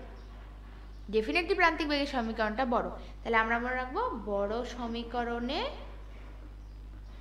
বড় সমীকরণে বর্গ, ঠিক আছে? এই কথাটা মাথায় রাখবা, পারা যাবে? ওকে, দেখো এরপর যে প্রান্তিক বেগের নির্ভরশীলতা, দেখো তো আমরা পারি কিনা। আমরা সান্দ্রতাঙ্ক পড়ছি, আমরা ঘনত্ব পড়ছি, আমরা ব্যাসার্ধ পড়ছি না এগুলো? তাহলে আমাদের এগুলো মুখস্থ করার কোনো দরকার নেই, কারণ আমরা শুধুমাত্র সমীকরণ থেকে এগুলো বলতে পারবো। এরপর চলে আসি যে সান্দ্রতাঙ্ক বলতেছিলাম। সান্দ্রতা হলো মেনলি এমন একটা ধর্ম যে কোনো পদার্থ যখন প্রবাহিত হয় কোনো পদার্থের উপর দিয়ে, সেটা বাধা দেয়, এই বাধা দানকারী ধর্মটাকেই বলা হচ্ছে সান্দ্রতা। তুমি দেখো যে ধর্মর দরুন প্রবাহিত আর অভ্যন্তরস্থ বিভিন্ন স্তরে আপেক্ষিক বেগ বাধাগ্রস্ত হয় বা বেগ কমায় দেয়, হ্যাঁ, বেগ থামায় দেয়, এরকম একটা প্রবণতা থাকে, সেটাকে বলা হয় প্রবাহী সান্দ্রতা। যে ধর্মের ফলে তরলের বিভিন্ন স্তরে আপেক্ষিক বেগ বাধাগ্রস্ত হয়, এক কথায় বাধা দানকারী বল। সান্দ্রতা হলো একটা বাধা দানকারী বল, শেষ। ওকে, সো তোমাদের প্রশ্ন আসবে যে কোন পদার্থের সান্দ্রতা কিরকম। যেমন দেখো ডেফিনেটলি পানির সান্দ্রতা তেলের সান্দ্রতা এক হবে না, আবার পানির সান্দ্রতা আলকাত্রার সান্দ্রতা এক হবে না। তাহলে আমাদেরকে মনে রাখতে হবে আলকাত্রার সান্দ্রতা হবে সব থেকে বেশি, তারপর তেল, তারপর দুধ, তারপর পানি, পানির সান্দ্রতা সব থেকে কম। ওকে, আচ্ছা, এখানে সান্দ্রতার একটা আমি যে একটু বললাম সান্দ্রতাঙ্ককে ইটা দ্বারা প্রকাশ করি। ইটা আমরা কোথা থেকে পাইছি, আমরা নিউটনের সূত্র থেকে পাইছি। হ্যাঁ, নিউটন সূত্র দিছে যে এই যে সান্দ্র বল এটাকে এফ দ্বারা প্রকাশ করা হয়, এফ সমানুপাতিক এ ইন্টু ডিভি বাই ডিওয়াই। এখন এই সমানুপাতিক উঠাইতে আমাদের একটা কি লাগবে, ডেফিনেটলি একটা ধ্রুবক লাগবে। এই সমীকরণটা উঠাইতে আমি ইটা একটা ধ্রুবক আনছি, দ্যাটস ইট। এটাকে বলে সান্দ্রতাঙ্ক বা সান্দ্রতার গুণাঙ্ক। ওকে, আচ্ছা, এখন আরও একটা কথা আছে, দেখো সমীকরণ 7.22 মানে কোনটা, এই যে এইটা আমরা যেটা লিখলাম, এফ সমান ইটা ইন্টু ইটা এ ডিভি ডিওয়াই, এটাকে সান্দ্রতলের ধারারেখ প্রবাহ সংক্রান্ত নিউটনের সূত্র বলা। তাহলে এটা প্রশ্ন আসতে পারে যে সান্দ্র তরলের ধারারেখ প্রবাহের নিউটনের সূত্র কোনটা, আসলো পারবা। ওকে, যে সকল সূত্রে এই সূত্র মেনে চলে, যে সকল তরল, তাদেরকে আমরা কি বলবো, নিউটনীয় তরল। যারা মানবে না অনিউটনীয়, রাইট? ওকে, ঠিক আছে। এবার দেখো সান্দ্রতাঙ্ক বা সান্দ্রতা গুণাঙ্ক বা সান্দ্রতা সহগ, এইটার জাস্ট সংজ্ঞা দিছে, তোমাদের এইটার সংজ্ঞাটা লাগবে না, যেটা লাগবে মাস্ট সেটা হলো যে এম এর ইনভার্স টি ইনভার্স। ওকে, মাত্রাটা লাগবে। আরেকটা জিনিস দেখো, newton second per metre square, আমরা জানি নিউটন পার মিটার স্কয়ার মানে হলো প্যাসকেল আর সাথে সেকেন্ড, তাহলে এটা হবে কি প্যাসকেল সেকেন্ড, ঠিক আছে? এটা একটু ভুল আছে, হ্যাঁ, তোমরা একটু কারেকশন করে নাও। তাহলে বইয়ে এটা না অনেক এডিশন ধরেই ভুল চলে আসতেছে, আসলে কিছু করার নাই। আমি যখন পড়ছি তখনও ভুল ছিল, এখনও সেই ভুলই চলে আসতেছে, আর আমি প্রত্যেকবারই কারেক্ট করে দিই। এনিওয়ে, তো এটা কিন্তু পরীক্ষা আসতে পারে যে সান্দ্রতাঙ্ক এটার একক কি, newton second per metre square, মানে কি pascal second, pascal per second না, প্যাসকেল সেকেন্ড। আবার সান্দ্রতার একক পয়েজও বলা হয়। 10 পয়েজ সমান কি 1 newton second per metre square. Okay, তাহলে এই কথাটা মাথায় রেখো। আচ্ছা, এই দুইটা জিনিস লাগবে। তার আগে দেখো অনিউটনীয় তরল, আমি একটু আগে কি বলছি বলো তো? অনিউটনীয় তরল কি নিউটনের সূত্র মেনে চলে নাকি চলে না বলো তো?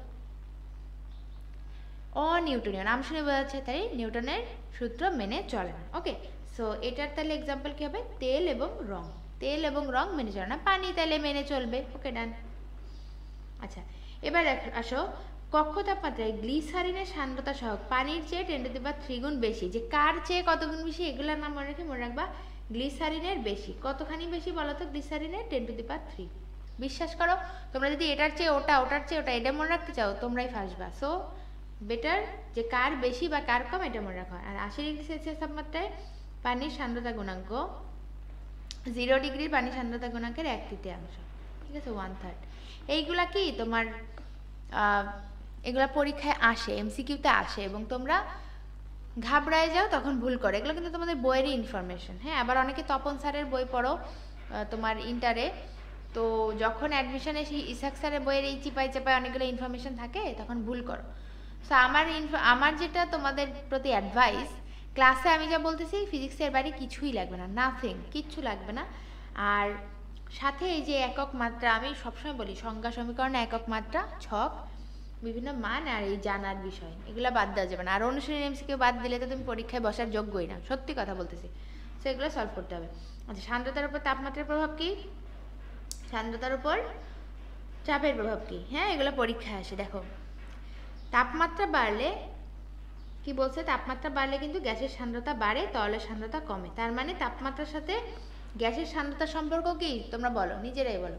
সমানুপাতিক। আর তরলের ব্যস্তানুপাতিক। তাহলে ব্যস্ত তরল আমরা মনে রাখবো, ব্যস্ত তরল। ঠিক আছে, তরলের সান্দ্রতা ব্যস্তানুপাতিক।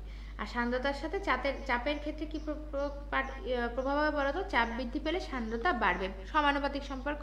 আর গ্যাসের ক্ষেত্রে তেমন কোনো প্রভাব আমরা দেখি না। কে প্রমাণ করছে? ম্যাক্সওয়েল। নিম্নচাপে একটু ব্যতিক্রম দেখা যায়। সান্দ্রতার প্রয়োজনীয়তা আর পৃষ্ঠটানের প্রয়োজনীয়তা আমরা পাশাপাশি রেখে পড়বো, কারণ প্রশ্ন এরকম আসে যে নিচের কোনটি পৃষ্ঠটানের ব্যবহার নয়, সেখানে সান্দ্রতা থেকে প্রশ্ন দিয়ে দেয়। তো নর্মালি সান্দ্রতা বলতে তোমার এই যে মানুষের দেহে শিরা, মানে মানুষের দেহে যে রক্তের গতি শিরা উপশিরায়, তারপর ফাউন্টেন পেইন, এই ধরনের এক্সাম্পল দেখলে সান্দ্রতা দিবা। ঠিক আছে, আমরা পৃষ্ঠটানের ইয়েগুলো মুখস্থ করবো, ব্যবহারগুলো। আচ্ছা, এবার এসে ঘর্ষণ সান্দ্রতার মধ্যে পার্থক্য দিছে, এই জাস্ট একবার লিঙ্ক দিবা, নট লাইক খুব ইম্পর্টেন্ট, বাট তোমাদের জাস্ট এটা মানে বোঝার জন্য। হ্যাঁ, যে ঘর্ষণের থেকেও সান্দ্র বলটা আসলে মানে অনেকটা বিগার অ্যাসপেক্টে কাজ করে। ওকে, সো ঘর্ষণ তো আমরা ওই যে গতির ক্ষেত্রে বলি গতীয় ঘর্ষণ, হ্যাঁ, স্থিতি ঘর্ষণ এরকম, বাট তোমার সান্দ্র বলটা নর্মালি আরেকটু বিগার অ্যাসপেক্টে কাজ করে সবসময়। যেমন দেখো যে ঘর্ষণ কেবলমাত্র তলগুলোর প্রকৃতির উপর ডিপেন্ড করে, বাট সান্দ্রতা কিন্তু আপেক্ষিক গতির উপরও ডিপেন্ড করে, তরলের প্রকৃতি ছাড়া। আচ্ছা, তারপর দেখো সান্দ্রতাঙ্ক আপেক্ষিক বেগের উপর নির্ভর করে, বারবার একই কথা আসতেছে। হ্যাঁ, তারপরে চাপ প্রয়োগে তরলের সান্দ্রতা বৃদ্ধি পায়। হ্যাঁ, ওকে, ফাইন। আচ্ছা, এবার আসে সংকট বেগ। আমরা একটু আগে সংকট বেগের ক্ষেত্রে একটা সূত্র শিখছি না, ভিসি সমানুপাতিক ইটা বাই রো ইন্টু আর। এই সূত্রটা কে দিছে জানো? এই সূত্রটা দিছে রেনল্ড। হ্যাঁ, রেনল্ডের সূত্র, এটা আমাদের জানতে হবে। তাহলে রেনল্ডের সূত্র, রেনল্ডের সংখ্যাও আছে একটা। এই রেনল্ডের সংখ্যা 1000 মানের 1000 ধরা হয়, 1000 অতিক্রম না করলে প্রবাহ শান্ত, আর না হলে অশান্ত হয়ে যায়, শেষ। এইগুলো পড়লেই মোটামুটি হবে। স্টোকসের সূত্রটা জাস্ট জানতে হবে। স্টোকসের সূত্র কি? F সমান 6 পাই আর ইটা ভি। F সমান 6 পাই আর ইটা ভি, শেষ। ওকে, তাহলে আমরা এটা পড়ে ফেলছি। আরেকবার রিভিউ করি। সংকট বেগের সূত্রটা, মানে রেনল্ডের সূত্র যেটা, সেটা কি? এফসি সমানুপাতিক ইটা বাই রো ইন্টু আর। আর প্রান্তিক বেগের ক্ষেত্রে এটা অপোজিট। প্রান্তিক বেগের ক্ষেত্রে ভি সমানুপাতিক, সরি সংকট বেগের ক্ষেত্রে ভিসি, হ্যাঁ, আর প্রান্তিক বেগের ক্ষেত্রে ভি সমানুপাতিক বা সমান 2r² rho minus sigma into g divided by 9 eta, শেষ। একটু আগে সংকট বেগের ক্ষেত্রে একটা সূত্র শিখছি না, ভিসি সমানুপাতিক ইটা বাই রো ইন্টু আর। এই সূত্রটা কে দিছে জানো? এই সূত্রটা দিছে রেনল্ড। হ্যাঁ, রেনল্ডের সূত্র, এটা আমাদের জানতে হবে। তাহলে রেনল্ডের সূত্র, রেনল্ডের সংখ্যাও আছে একটা। এই রেনল্ডের সংখ্যা 1000 মানের 1000 ধরা হয়, 1000 অতিক্রম না করলে প্রবাহ শান্ত, আর না হলে অশান্ত হয়ে যায়, শেষ। এইগুলো পড়লেই মোটামুটি হবে। স্টোকসের সূত্রটা জাস্ট জানতে হবে। স্টোকসের সূত্র কি? F সমান 6 পাই আর ইটা ভি, এফ সমান 6 পাই আর ইটা ভি, শেষ। ওকে, তাহলে আমরা এটা পড়ে ফেলছি, আরেকবার রিভিউ করি। সংকট বেগের সূত্রটা মানে রেনল্ডের যে সূত্র যেটা, সেটা কি এফসি সমানুপাতিক ইটা বাই রো ইন্টু আর। আর প্রান্তিক বেগের ক্ষেত্রে এটা অপোজিট, প্রান্তিক বেগের ক্ষেত্রে ভি সমানুপাতিক, সরি সংকট বেগের ক্ষেত্রে ভিসি, হ্যাঁ, আর প্রান্তিক বেগের ক্ষেত্রে ভি সমানুপাতিক বা সমান 2r square rho minus sigma into g divided by 9 eta, শেষ। আবার এগুলো বলছে প্রান্তিক বেগের সাথে সম্পর্ক। ওকে, এবার চলে আসি পৃষ্ঠটান পৃষ্ঠশক্তি। পৃষ্ঠটান পৃষ্ঠশক্তির ক্ষেত্রে সংজ্ঞাটা আমরা পড়ব, অবশ্যই আমরা মনে রাখবো পৃষ্ঠটান মানে কি, একটা টানের কথা বোঝায়, ফোর্সের কথা বোঝাইছে, আর শক্তি মানে তো আমরা জানি যে একটা এনার্জির কথা বোঝাচ্ছে। সো আমাদের যেটা মনে রাখতে হবে, পৃষ্ঠটান এবং পৃষ্ঠশক্তি আসলে সংখ্যাগতভাবে সমান। পৃষ্ঠটান এবং পৃষ্ঠশক্তি দুইটা আলাদা রাশি, একক মাত্রা আলাদা, বাট সংখ্যাগতভাবে এরা সমান, ঠিক আছে? তাহলে একক মাত্রা আমরা শিখবো আলাদা করে অবশ্যই, এবং আমাদেরকে মাথায় রাখতে হবে যে এটা সংখ্যাগতভাবে মানের সমান। ওকে, এরপরে মোস্ট ইম্পর্টেন্ট টপিক, তলের পৃষ্ঠটানের উপর প্রভাবকারী বিষয়। এখান থেকে লাগবে হেডলাইন, ঠিক আছে? হেডলাইন প্লাস সম্পর্ক। আমি এটা সবসময় তোমাদেরকে বলি, আগে পড়বা হেডলাইন, যে প্রশ্ন আসবে তলের পৃষ্ঠটান নিচের কোনটির উপর ডিপেন্ড করে বা কোনটির উপর ডিপেন্ড করে না, প্রথম প্রশ্ন। নেক্সট প্রশ্ন আসবে তোমার যে এর সাথে সমানুপাতিক সম্পর্ক না ব্যস্তানুপাতিক সম্পর্ক। সো তলের পৃষ্ঠটানের উপর প্রভাবকারী বিষয়, হেডলাইনগুলো আমি দেখব, এবং এই হেডলাইনগুলো আমরা পড়ব দাঁত দিয়ে। আচ্ছা, একটা কথা বলি, ধরো তুমি বায়োলজিতে পড়ে আসছো, একটা পূর্ণবয়স্ক মানুষের দাঁতের সংখ্যা কত বলো তো? যে বলে না থাপ্পড় মেরে তো 32টা দাঁত ফালাই দেবে, এরকম বলে না? তো পূর্ণবয়স্ক মানুষের দাঁতের সংখ্যা 32। হ্যাঁ, এখন একটা সার্টেন এজের পরে এই দাঁতের সংখ্যা কি কমে নাকি বাড়ে? মানে ধরো তুমি পূর্ণবয়স্ক হয়ে গেছো, এরপরেও কি তোমার দাঁতের সংখ্যা বাড়ার পসিবিলিটি আছে না কমার সম্ভাবনা আছে? কমার সম্ভাবনা, অ্যাজ ইন কোনো একটা অ্যাক্সিডেন্ট হইলো, সেই অ্যাক্সিডেন্টে কেউ মুখে আঘাত পাইলো, তারপরে তার দাঁত ভেঙে গেল বা দাঁত পড়ে গেল, তাহলে কি দাঁত কমার সম্ভাবনা বেশি নাকি দাঁত বাড়ার সম্ভাবনা বেশি একটা পূর্ণবয়স্ক হয়ে যাওয়ার পরে? বলো তো দেখি তোমরা কি বলো, তোমাদের কি মনে হয় আসলে মানে এই জিনিসটা তোমাদের কাছে কি? বিকজ আমি এত বছর পড়াচ্ছি এবং স্টুডেন্টরা যে কি অদ্ভুত মানে উত্তর দেয়, তো তোমরা দেখি কি বলো। আচ্ছা, সো হ্যাঁ, যেটা বলতেছো অনেকেই ঠিক, যে একটা পূর্ণবয়স্ক হয়ে যাওয়ার পরে মানুষের নর্মালি দাঁত কমার সম্ভাবনা বেশি থাকে, তাই না? আচ্ছা, তাহলে আমরা মনে রাখবো দাঁত কমে কেন করতেছি? কারণ দ এবং ত, দাঁত বানানে কি আছে? দ আর ত আছে। তো দ এবং ত দিয়ে ওই হেডলাইনে যা কিছু শুরু হয় সব কিছু কমবে, বোঝা গেছে? তাহলে দ এবং ত দিয়েই সব কিছু যা কিছু আছে তারা কমবে। দূষিতকরণ, দ্রবীভূতকরণ, তড়িতাহিতকরণ, তাপমাত্রা, এই যে দ দিয়ে ত দিয়ে যা কিছু আছে সব কমবে। আর দেখো সব কিছুতেই একটা ব্যতিক্রম ফ্যাক্টর কাজ করে। যেমন আমি যতই বলি যে আমার কথা শুনবা, এভাবে পড়বা, এভাবে করবা, সবাইকে আমার কথা শুনবে না, কিছু ব্যতিক্রম তো সব সময় থাকে, তাই না? সব জায়গায় থাকে। তো এখানেও কিছু ব্যতিক্রম আছে। ব্যতিক্রমটার নাম আমরা পড়বো পতাকার কাজিন অতাকা দিয়ে। এই যে 22-এর বিশ্বকাপে সবাই যার যার পছন্দের দলের পতাকা টানাইছে, তাই না? তাহলে এই পতাকার কাজিন হলো কে? অতাকা। এই অতাকা কি করবে? একটা বেয়ারা, ঠিক আছে? বেয়ারা ছেলে বা মেয়ে, হোয়াট এভার ইউ সে, তোমার কল্পনায় যেভাবে সাজাইতে মন চাই, you can do that, but এটা মনে রাখবা, দাঁত কমবে, দদে তদে যা কিছু আছে কমবে, এবং অতাকা যেটা সেটা হলো বাড়বে। তাহলে অতাকা মানে কি? অজৈব তামা ক্যাডমিয়াম। কেন অতাকা? অজৈব তামা ক্যাডমিয়াম, ঠিক আছে? তাহলে এই অজৈব, দেখো তামা ক্যাডমিয়াম এগুলো কি জৈব যৌগ না তো, অজৈবই তো। তাহলে দুইজন মিলে একটা জিনিসকে রিপ্রেজেন্ট করতেছে। তাহলে তামা এবং ক্যাডমিয়াম অজৈব, এবং অজৈব তামা ক্যাডমিয়াম থাকলে পৃষ্ঠটান বাড়বে। তোমরা কি ক্লিয়ার হয়েছে এই জিনিসটা? আমি আরেকবার বলি, দেখো তলের পৃষ্ঠটান ফ্যাক্টর হলো সব দ এবং ত দিয়ে। দ এবং ত দিয়ে যা কিছু থাকবে সেটা কমবে, এক্সেপ্ট ব্যতিক্রম অতাকা, অজৈব তামা ক্যাডমিয়াম। পারা যাবে না? ওকে, দেখো দূষিতকরণ, দ্রবীভূতকরণ, তড়িতাহিতকরণ, তাপমাত্রা, হ্যাঁ, তলের উপরে অবস্থিত মাধ্যম। ওকে, আচ্ছা, এবার আসো এখান থেকে 2016 সালে মেডিকেল ভর্তি পরীক্ষা আসছে, এই যে পৃষ্ঠটান সংক্রান্ত কয়েকটা প্রয়োজনীয় সংজ্ঞা এই জায়গাটা থেকে: সংশক্তি, আসঞ্জন, আণবিক পাল্লা। আচ্ছা, এটা আমরা মনে রাখবো এক সমান স, এই জিনিসটা এক সমান স। সংশক্তি এবং আসঞ্জন হলো, সংশক্তি হলো একই পদার্থের অণুগুলোর মধ্যে যে আকর্ষণ বল, সেটা হলো সংশক্তি। আর ভিন্ন পদার্থের মধ্যে আকর্ষণ বলকে বলে আসঞ্জন। আমি একটা এক্সাম্পল দিই। ধরো একটা গ্লাস, গ্লাসের মধ্যে যে অণু, গ্লাসের যে অণু, সেগুলোর মধ্যে যে আকর্ষণ বল সেটাকে বলা হয় সংশক্তি বল। আবার ধরো পানি, পানির মধ্যে যে আকর্ষণ বল, পানির অণুগুলা, সেটাকে বলা হয় সংশক্তি বল। ওকে, এখন আমি কিছু পানি গ্লাসে ঢাললাম। এবার এই পানি এবং গ্লাস, এদের মধ্যকার যে সম্পর্ক সেটাকে বলা হয় আসঞ্জন বল। বোঝা গেছে? তাহলে ইন্ডিভিজুয়াল কোনো অণুর মধ্যে যে বল থাকবে সেটা হলো সংশক্তি বল, এবং পরবর্তীতে তোমার, আমি যদি দুইটা পদার্থের তুলনা করি, যে একটার মধ্যে আরেকটা পদার্থ আছে, কন্টেইন করতেছে, ধারণ করতেছে, সেক্ষেত্রে দুইটার যে আকর্ষণ বল সেটাকে বলা হচ্ছে আসঞ্জন। এই সংশক্তি আসঞ্জনের কনসেপ্টটা মাথায় রাখা লাগবে, কারণ এটা কিন্তু মেডিকেল ভর্তি পরীক্ষায় কোশ্চেনে আসছে। এবার এই সংশক্তি আসঞ্জন বলের উপর ডিপেন্ড করে অনেক কিছু চেঞ্জ হয়। তোমার স্পর্শকোণ, তরলের মুক্ত তলের শেপ, ঠিক আছে, তরল নিচে নামবে বা উপরে উঠবে, একটা কৈশিক নলে, সব কিছু চেঞ্জ হয়, আমরা এগুলো পড়বো। আচ্ছা, তো এখানে সংশক্তি আসঞ্জন আমরা পড়লাম, আণবিক পাল্লা, আণবিক দূরত্ব, কিছু মান দেওয়া আছে 10⁻⁹, এটা অবশ্যই মাথায় রাখবা। হ্যাঁ, পৃষ্ঠটান পৃষ্ঠশক্তি সংখ্যাগতভাবে সেম, এটা আমি পড়াই ফেলছি। আচ্ছা আচ্ছা, তোমরা একটা জিনিস খেয়াল করো, এটার হেডলাইনটা দাগাইছি। আচ্ছা আপু, কোনো কিছুর হেডলাইন তো দাগানো থাকে না এইভাবে নর্মালি, তাহলে এটা কেন দাগাইছো? ইয়েস, অবভিয়াসলি একটা কারণ আছে। দেখো, আণবিক তত্ত্বের, পৃষ্ঠটানের আণবিক তত্ত্বের সাথে পৃষ্ঠটানের ব্যাখ্যা, তাহলে প্রশ্নটা কি আসবে যে পৃষ্ঠটানের আণবিক তত্ত্বের জনককে, বা পৃষ্ঠটানের আণবিক তত্ত্ব কে দিছে? ল্যাপ্লাস। বোঝা গেছে? এইভাবে প্রশ্ন আসবে।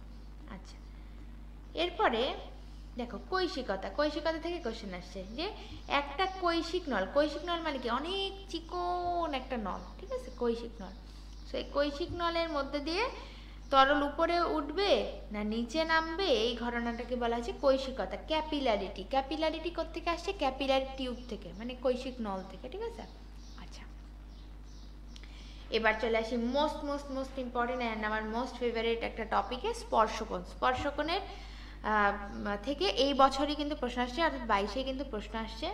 সো এখান থেকে আগের বছর 21-এও প্রশ্ন আসছে, মানে প্রশ্ন আসতেই থাকে এখান থেকে। ওকে, সো এটা পড়তেই হবে স্পর্শকোণ। দেখো, স্পর্শকোণের তাইলে তোমার সংজ্ঞা পড়তে হবে আমাদের, যে কঠিন এবং তরলের মাঝখানে যে কোনটা উৎপন্ন হয় সেটাই। মজার ব্যাপার হলো, কলেজে থাকতে যখন জ্ঞানমূলক প্রশ্নে স্পর্শকোণের সংজ্ঞা আসতো, আমি প্রত্যেকবারই কিছু না কিছু ছুটে যাইতো, আমার মানে পুরোপুরি মনে থাকতো না, এবং তারপরে ভুল করতাম, ঠিক আছে। সো স্পর্শকোণের সংজ্ঞা তোমাদের এখন ওইভাবে পাই টু পাই মনে রাখা লাগবে না, বাট তারপরেও এটা কিন্তু লাগবে, মানে দেখে রাখো।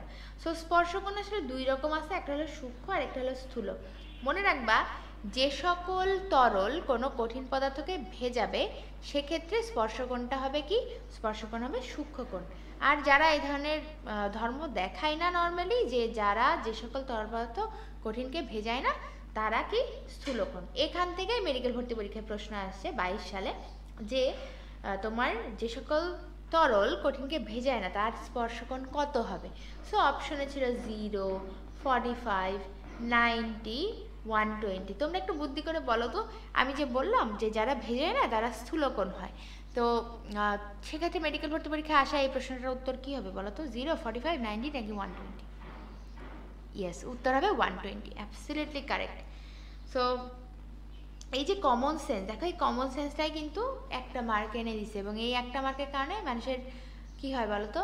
মানুষের ডিএমসিতে চান্স মিস হয়, একটা মার্কের কারণে মানুষের ঢাকার মধ্যে চান্স মিস হয়, একটা মার্কের কারণে মানুষের সরকারি মেডিকেলেই চান্স মিস হয়। আমি 1 মার্ক বলতেছি, 0.75, 0.25-এর জন্য হয় না মানুষের। ওকে, সো সব থেকে বেশি আফসোস করে কারা জানো?